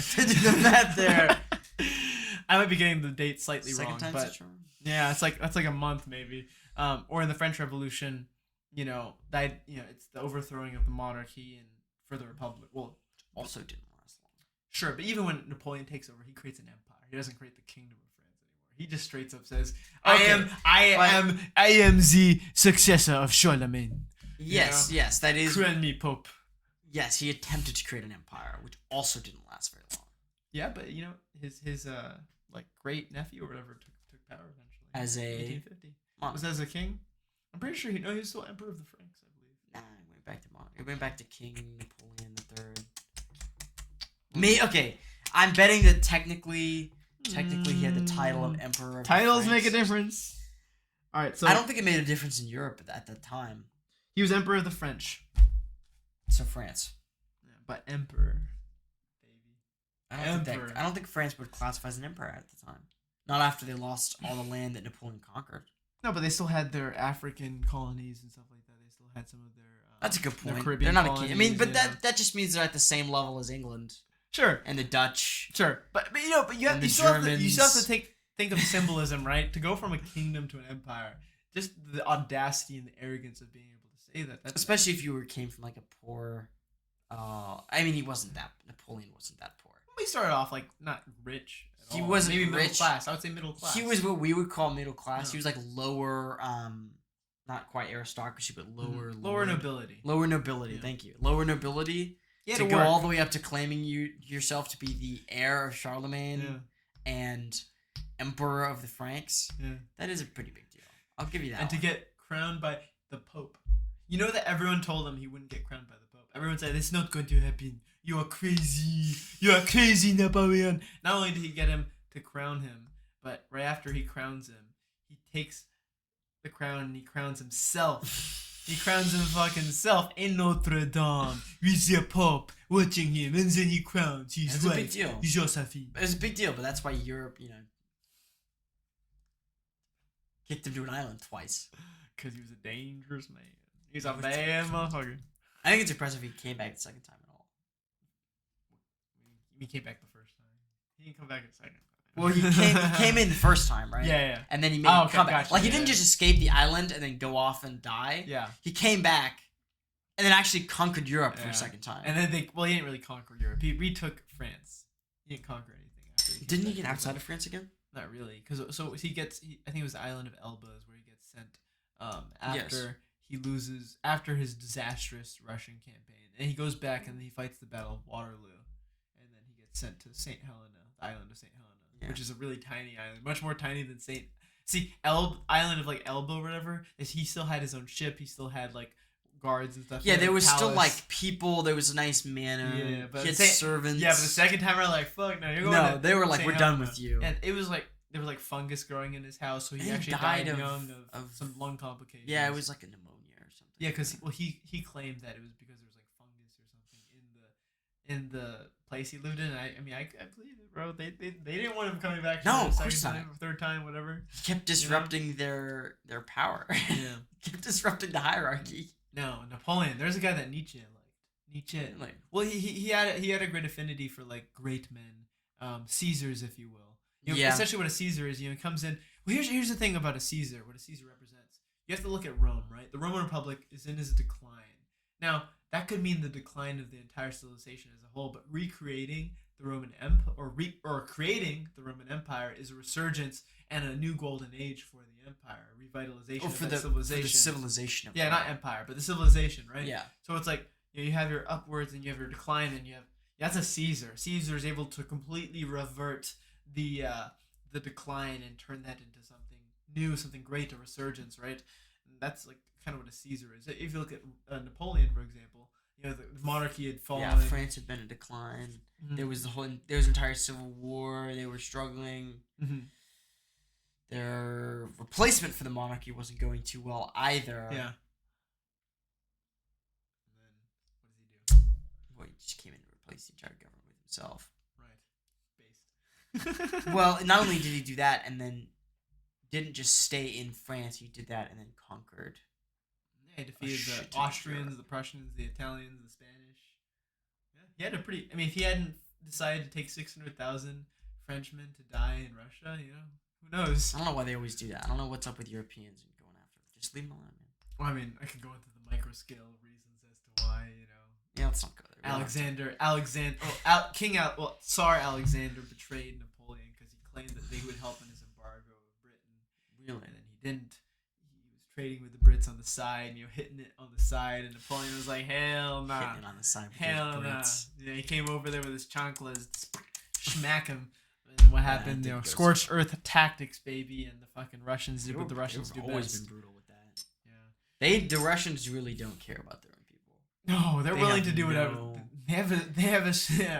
They're like, hey. I think there was this. I don't know how accurate we're moving to the Urals. I heard this from one political analyst. Yeah. I don't know how accurate it is, but yeah. Russia has almost in all of the wars it's won in the last 150 years. Yeah. It hasn't started winning until it's lost over 1 million men. They got a lot of people. They've had a lot of people. It's like, yeah, they don't care. It doesn't matter to them. See, that's the reason why they're losing in Ukraine is because, well, I mean, you could make the argument that they're winning, losing. It depends. Well, it's only just been a year. Yeah. So we'll see. Yeah, well, see, what they should have done is they should have just completely opened their borders and just have Ukraine attack them, because clearly the Russians only know how to fight when they're home turf. They can only do home turf advantage. Yeah.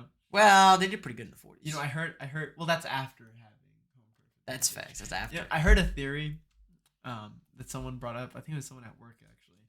He said, I bet the Russians are just sending in all their really shitty soldiers at first as cannon fodder, and then they're gonna send all the good ones later. But anyway, there's reasons why they're losing that war.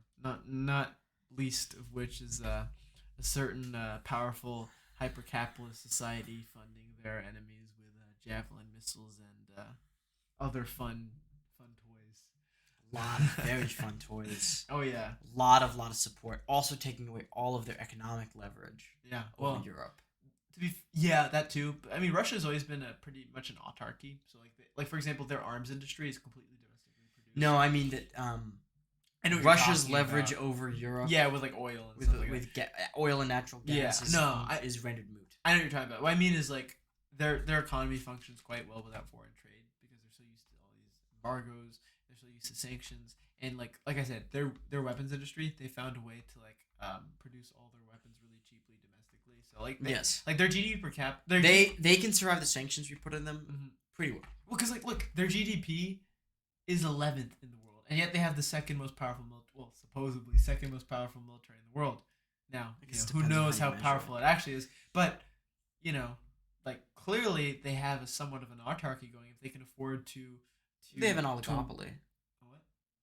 An oligopoly, so it's like a monopoly, but it's with an oligarchies. Oligarchy. Sure. So it's an oligarchy. So you have, instead of one singular company owning an entire industry, it's just a bunch of oligarchs who own all the industries. I guess it's kind of like corporatist in a sense, but no, but autark. Well, I don't know if you know what autarky means. It just means self-sufficient. So it means that you can your economy can function without foreign trade. They can function for the most part. Yeah. Well, their arms industry at least, Yeah, there are most of their military can function on its own. Yeah.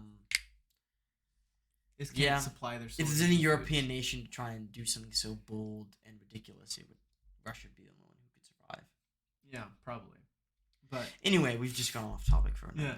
Yeah. Anyway, the point is, you have these social hierarchies, which are based We on were something metaphysical, and they talking about operate communism. differently. Well, yeah, communism essentially regulate. Well, communism doesn't necessarily regulate class. Because they can see the issues with the economic based structure, Yeah. but their solution for it doesn't function. Exactly. So yeah, I would agree with a lot of the symptoms that Marx brings up. Yeah. I mean, I also see. He made some great observations. But you see, what he sees as the solution is not only getting rid of all economic hierarchies, but getting rid of hierarchies in general. Whereas, I would say you agree with this. I kind of take Nietzsche's point of view that hierarchies are inherent in man. So, like, one of the things, I mean, I have a lot of criticisms of liberalism, but you still have to admit hierarchies exist within a liberal system. It's just economic hierarchies. But at least that somewhat reflects some form of capabilities, even though the issue is that, economically there's less of an incentive to stay game, as we kind of talked about earlier, this week, is that, like, when you have an economic social hierarchy, you don't have to display strength to maintain your wield and power. You just have to maintain your economic influence. So, for example, if you're like the Walton family, like, there's no innovation that goes into running Walmarts. It's just the ownership of the company. You just have to own the company to be able to wield that power. So you can inherit all the influence that Mr. Walton had, or whatever, or Mrs. Walton.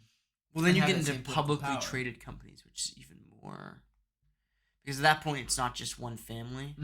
Now it's about shareholders. Yeah. Who owns the most of the company Wields the power. Will get the majority of the decision making and the majority of the power.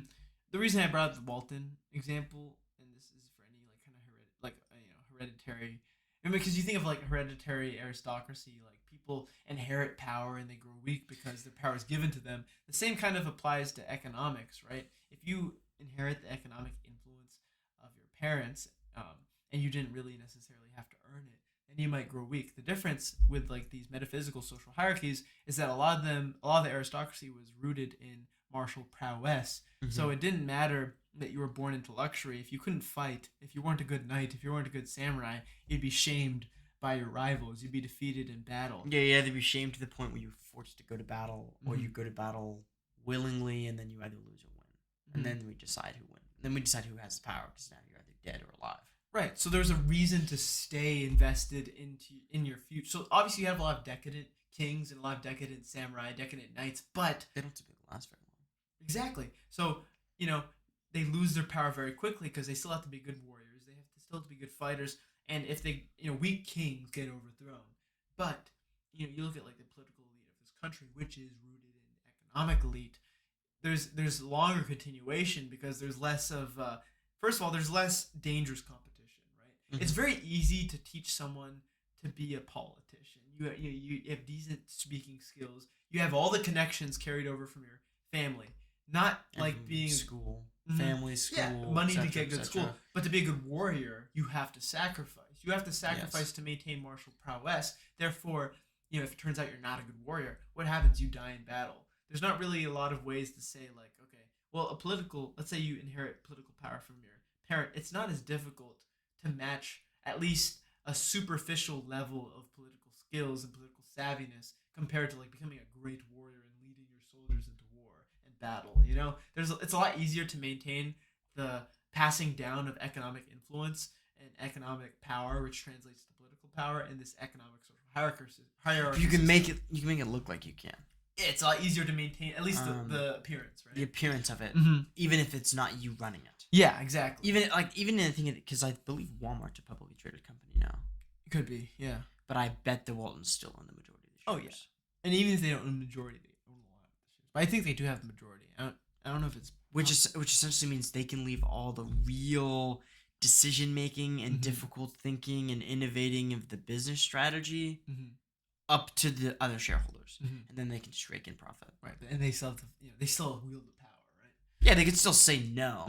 Yeah, but it's kind of like the shogun and the emperor. Yeah, they can still say no, but why do that when the guys are just doing all the work? Yeah, the shogun's doing all the work. The emperor's chilling on this Constantine throne with his many concubines. Exactly. So why would you change the status quo for yourself? Right. And I kind of want to turn this conversation into the issue of consumption and human innovation in general, right? So like we talk about slavery and how that was detrimental to the growth of the southern economy because they had no Yes. necessity to innovate because it was very easy to make money off of cotton and slaves. Yeah.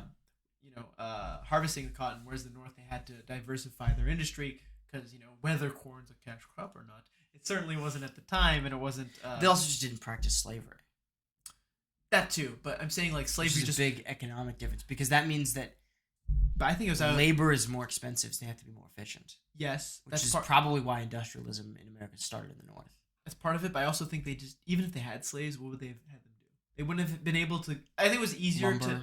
Sure, but it was easier to lumber. implement slaves in the South than it was in the North. Yes, where you can produce what creates almost every single cloth item, cotton. Yeah.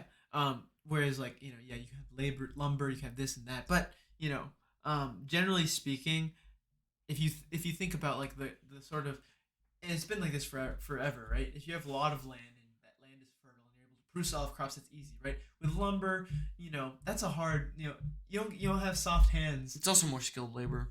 Yeah, it is because that it wasn't the slaves that were growing the crops. It was like probably the lower class whites. They were just harvesting. Some of the slaves would probably be classed as skilled laborers, especially the ones who are actually doing more of the weaving and the manufacturing of the cotton items. But they had no incentive to be good skilled laborers because they were just getting all the products of those slaves' works was just given to the slave owners anyway. So why would the only thing they did it for was to live. Right. So you just did the bare minimum to necessary not be to live. sold or killed. Right. Well, this is the thing with Sparta, right? And why the Spartan agriculture system never developed is because the slaves. Same thing. Right. Why would the slaves work harder when they could produce the bare minimum required of them? So therefore, the bare minimum to just keep the master off their back. Exactly. So you never really need to produce more than is necessary. So you never have an advancing. It's just kind of like a very flat line of growth, right? So it's this idea that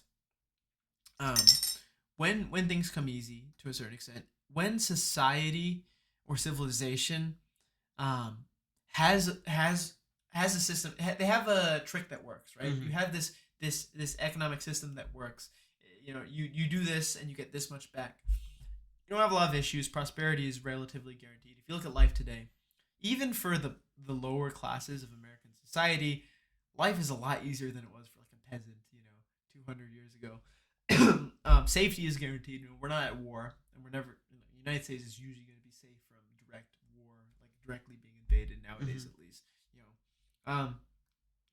We're in a much safer spot than we were throughout most of human history. So when survival is all but guaranteed, it doesn't take as much work as it did in the past. You have less problems to fix. If you think of most of human innovation, right? For example, the development of medicine. Well, it was to cure specific diseases or treat specific diseases. If you look at like a lot of the commodities we have today, like for example, why do we have a plumbing system? Well, it's because diseases were spread with people that lived really close together and had no way to dispose of their waste. So we realized that we needed some centralized system for disposal and treatment of waste. Right. So we built something great, right? And there's this, and the Romans did it way before us, but we forgot all that in the the technological dark age of the medieval era. But great human. It was really just de-urbanization in the medieval era.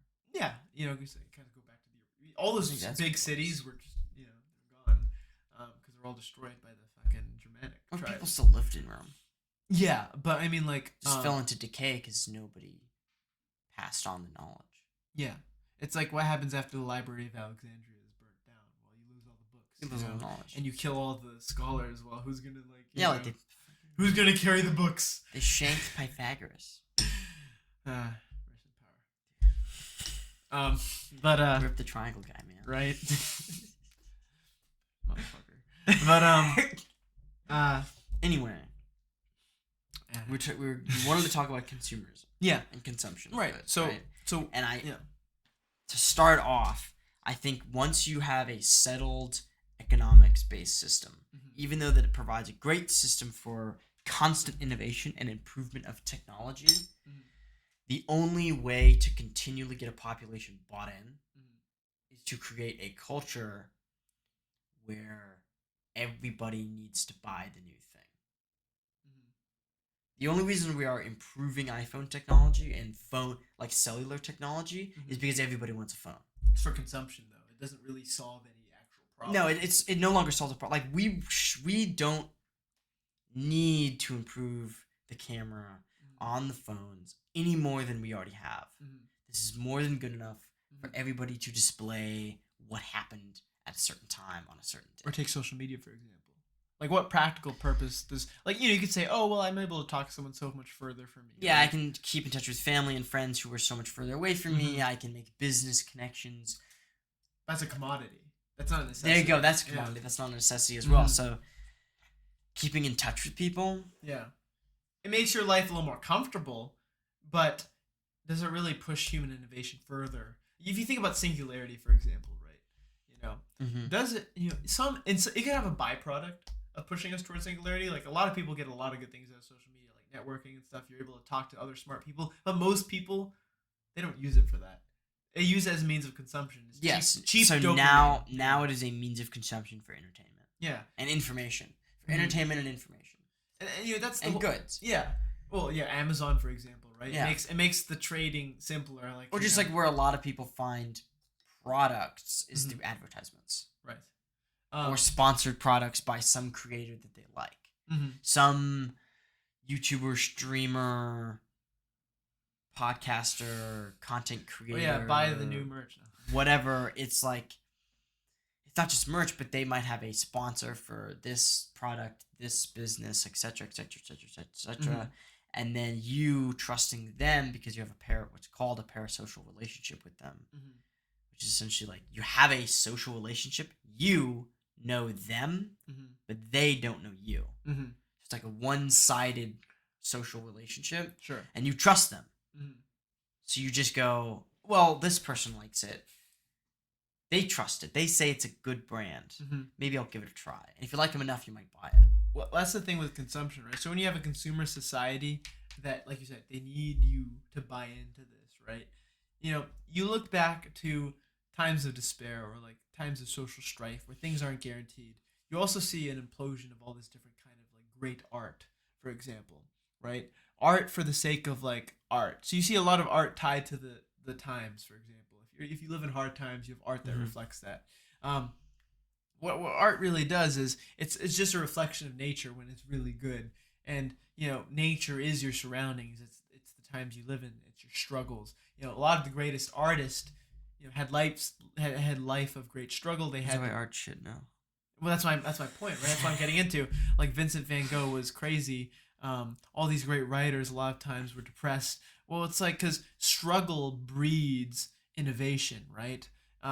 For art, it's like you feel so detached from the world. It's such a crazy world, so you have to create this like this something that grounds you, for example, right? But let's look at art today. There are no hard times. There is no like what is nature nowadays? We don't really know what nature is. Like you can give a superficial answer, like, oh, I go outside, I go hiking, I'm gonna take a selfie and post it on Instagram. I go see the trees and the squirrels and stuff. Right. I like the green things. Here's what nature is some white girl who goes to the beach with her friend and like, selfie. Oh, I'm gonna get some likes on Instagram. That's nature to most people. But like, let's look at art today.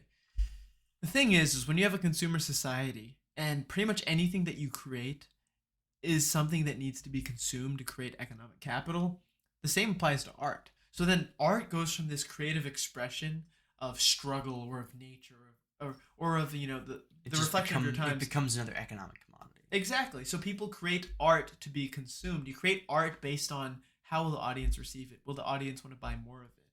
Will they want to consume it? So expression in general and how we as humans express ourselves. We used to express ourselves through creation, through creating things, through creating art, music.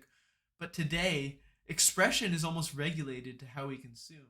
And even the creation of things that are supposed to be expressions of ourselves are really just expressions of the consumers. So it's like this weird dichotomy, right? People express themselves through consumption by what clothes you wear, what brands you wear, who are you wearing, right? I think it's been that way for a long time for people who could. Could what?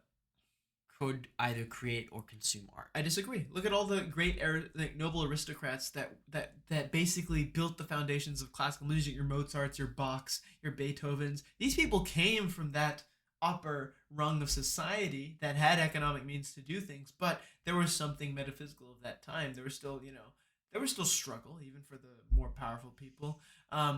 There was still a lot going on. All these different things weren't guaranteed. It was a different time. There was more connection to actual nature. Like, people had an idea of what nature was. If you think about a great orchestra, it ties into this very Dionysian thing in this. And we can bring this to music, which we forgot to bring up in the last. Forget to bring that up. So let's factor into this. What is great music?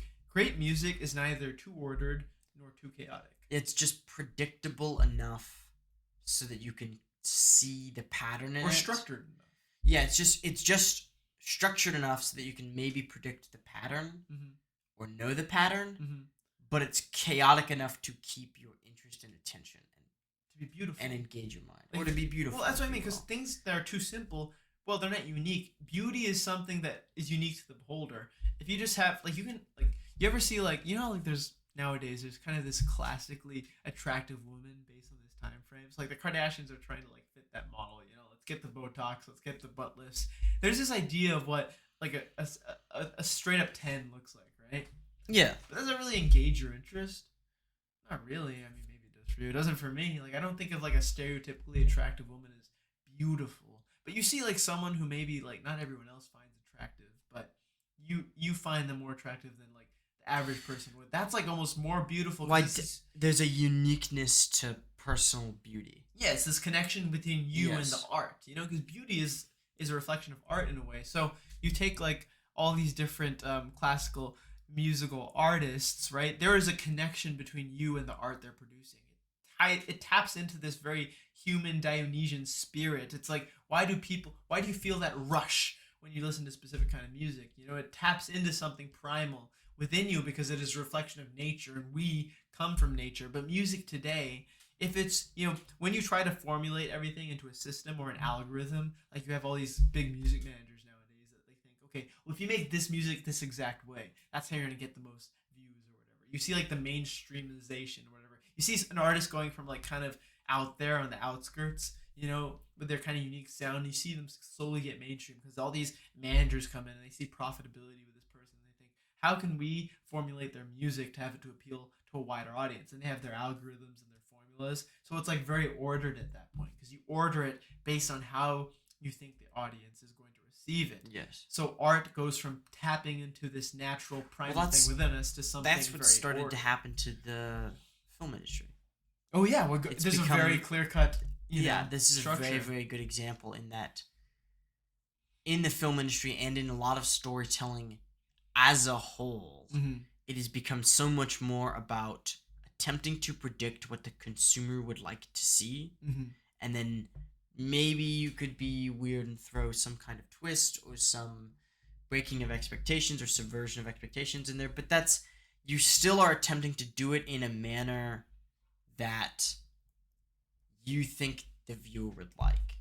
You're not attempting to tell a story for the sake of that story. Right. I think most of that is lost.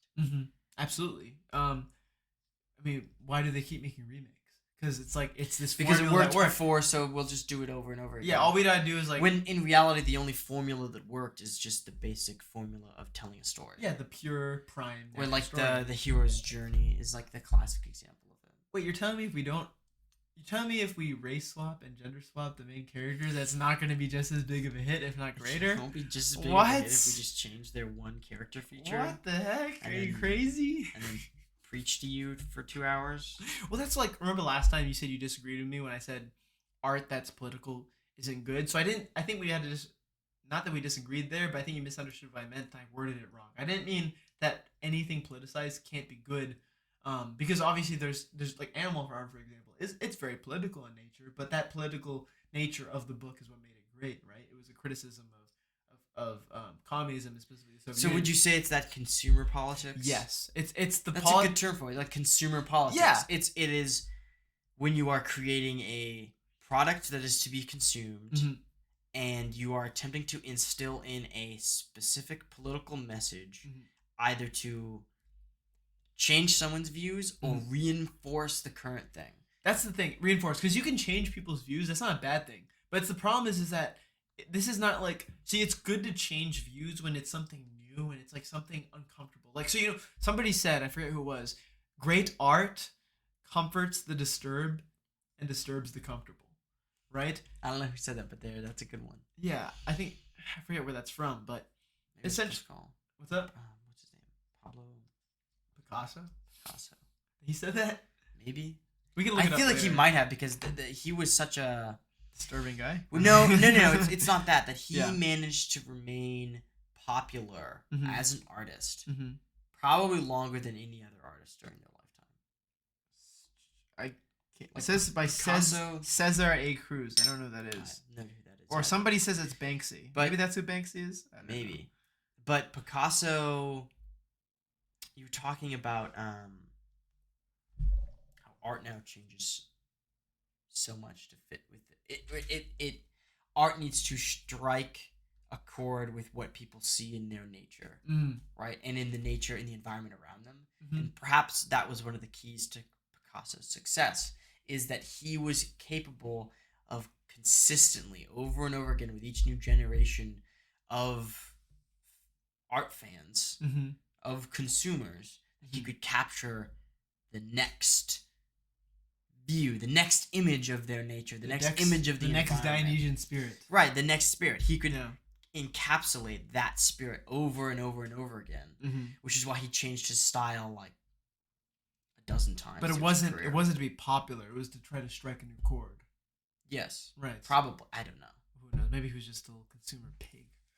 Maybe he was just a smart strategist. Yeah, but because he didn't talk much about anything. I never heard him talk. He doesn't talk much. He never spoke much. He was very I assume he was very intentionally quiet. Silent painter. I feel like most painters don't talk while they paint. But anyway, I feel like a lot of them are crazy enough to talk to themselves. I could see Van Gogh talking to himself while he painted. Dude was a little. Yeah, he was the reverse Mike Tyson. He pulled his own ear off. But no, he lost it in a duel.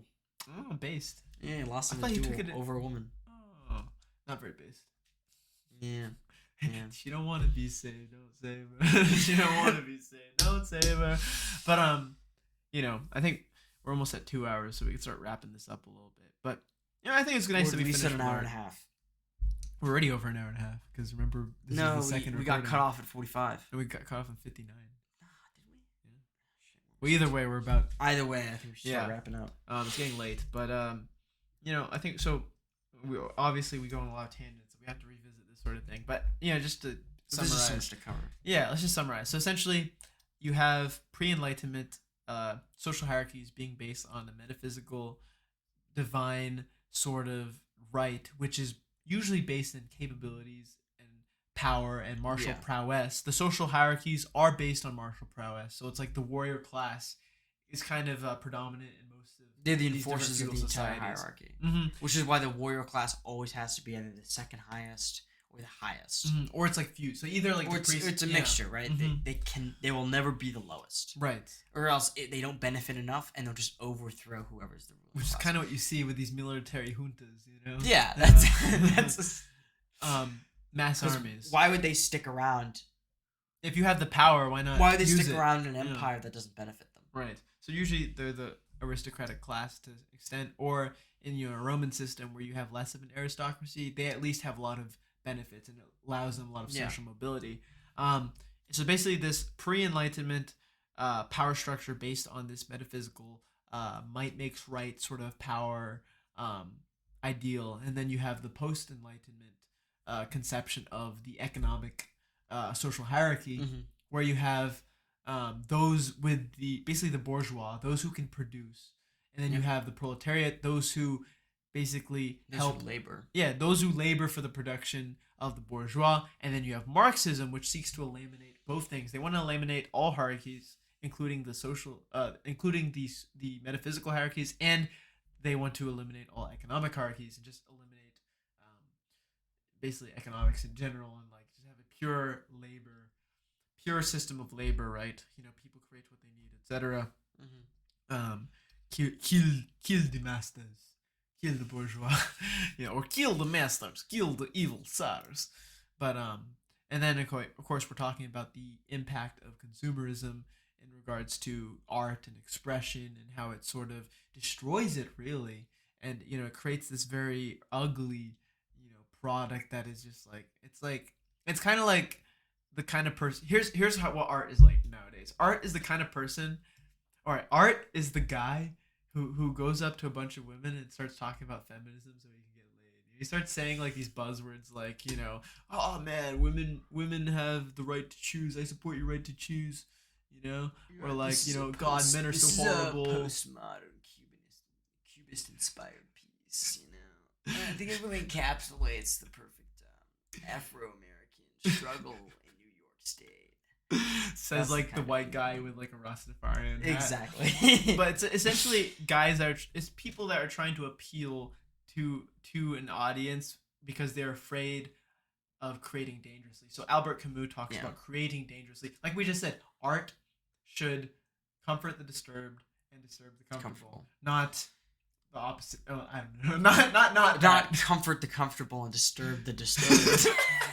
That would be a problem. I mean, that's. Yeah, bro. Us disturbed people, we need some comfort. Yeah. I could use some comfort in my life, bro. But well, I think as well.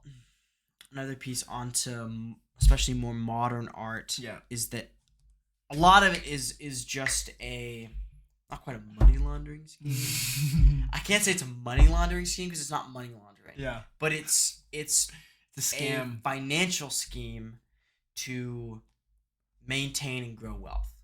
It's also it also aids in manufactured consent, because if you think of like the power of Hollywood and the media, it's if you can come together and basically create this for the most part agreed upon narrative. Let's say you're the new aristocracy, which is based on economic power.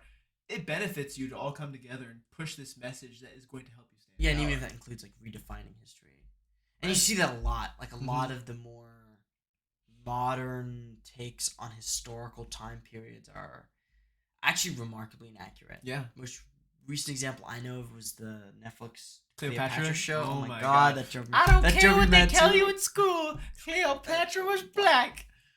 Yeah, about as black as Stuart here. About as black as me. I mean, I'm not Greek, but like, sorry, bro. She was Greek. She was a Ptolemy.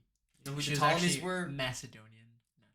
Okay. Fuck off. They're Greek. No. If you want to be serious, Greek. they're more tribal and they're more barbaric. Yes, they adopted many Greek, Hellenic cultural principles, but ethnically, they're actually more white because the Macedonians were more white than the Greeks were. Yeah, they're further from the Mediterranean, I guess. Less tan.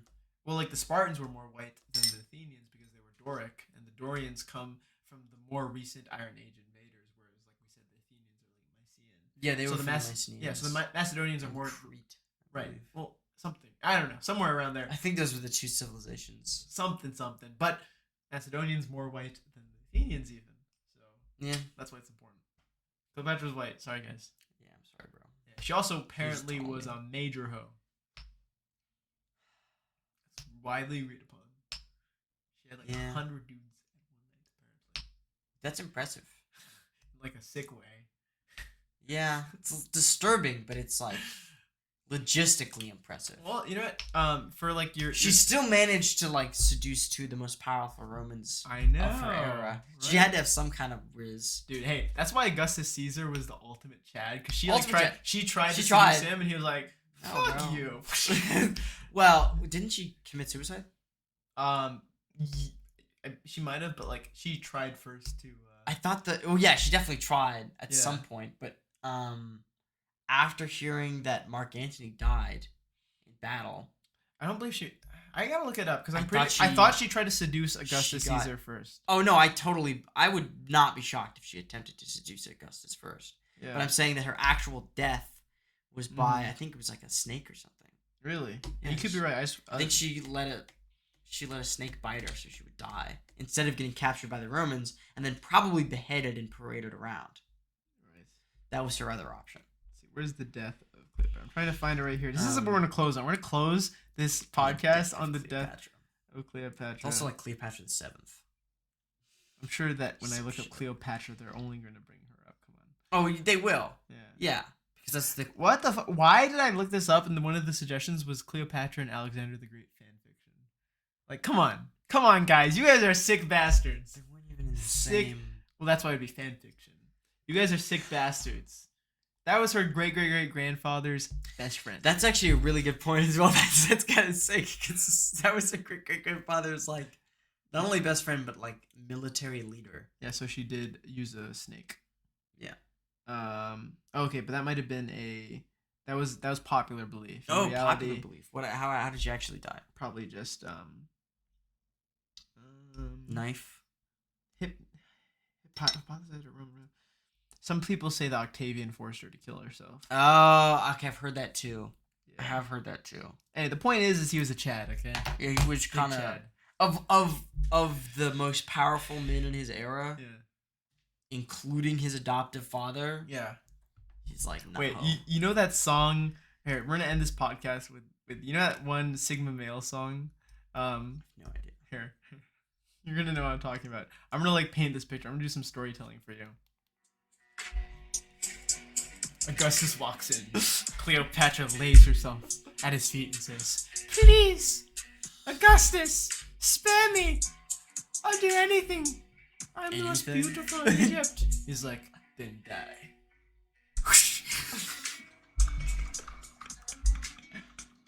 History of British kids. That's the canon, by the way. Canon. That's exactly. That's how it real happened. history. That's what we claim to be. Yeah, real Plutarch. Who do you think taught that guy? You're looking at him.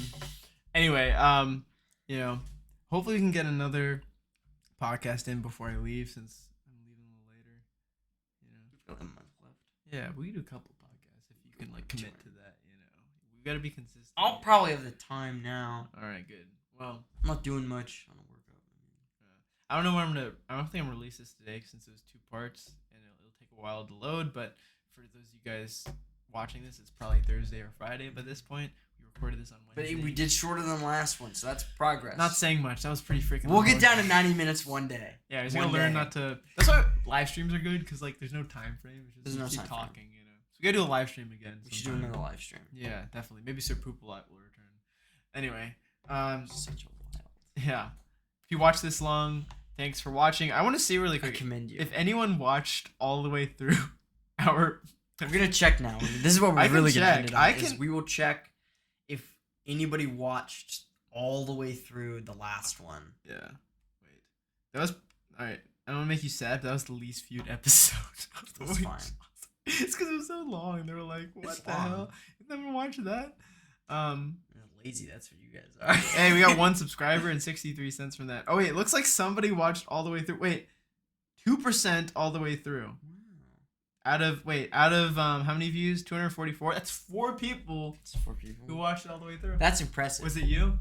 No, actually, I never 4 went back and people. watched So it. maybe let's see if we can beat that this time. And get 5 people. See if we can get 5 to maybe watch 6, all the way through. Yeah. If we're feeling If you watch foggy. all the way through, leave a comment and I'll send you a birthday card if you want. How about that? Yeah, sure. Oh wait, no, I'll do one of the like Cameo, where like celebrities like. Oh, they like bring Yeah. on Well, no, they like do like a little video wishing a birthday. So I'm not a celebrity, so I'm not gonna do like some cameo shit. But if you need to like recreate some like historical thing like Cleopatra begging for her life, I'll do that for free. Or you could take, I don't know, you could take a specific request from them. Nothing sexual. All right. No. Like I'm in a if they have a relationship. specific request for a piece of content they want you to go over, or a yeah. book, or even a particular chapter of a book Yeah, or something, or concept. Yeah, okay. It's wide No open. doubt. Leave a comment though. Yeah, comment. That's CO. If you didn't, there's no evidence. That's right. So you got nothing on us. You gotta have it. We gotta have the recorded. receipts, all right? Yeah, I want to do a video on Dune. You should start reading Dune. So we can talk about that sometime. But anyway, yeah. If you watch this far, I'm impressed with you. I salute you, comrade. Thank you for your continued support. We tried a different angle today. Hopefully that worked out. Yeah, we actually had to cut in the middle of the video, so if there's a weird cut in the very middle, Yeah. it's because for some reason the thing disconnected. But anyway, as always, thanks for watching. Any last closing remarks before I say our famous catchphrase? No. All right. Well, this is the Warrior Philosopher, building the foundations of the Warrior Philosophy. We'll see you next time. I'll let you down. It's okay. Peace out, guys. I'll let you down.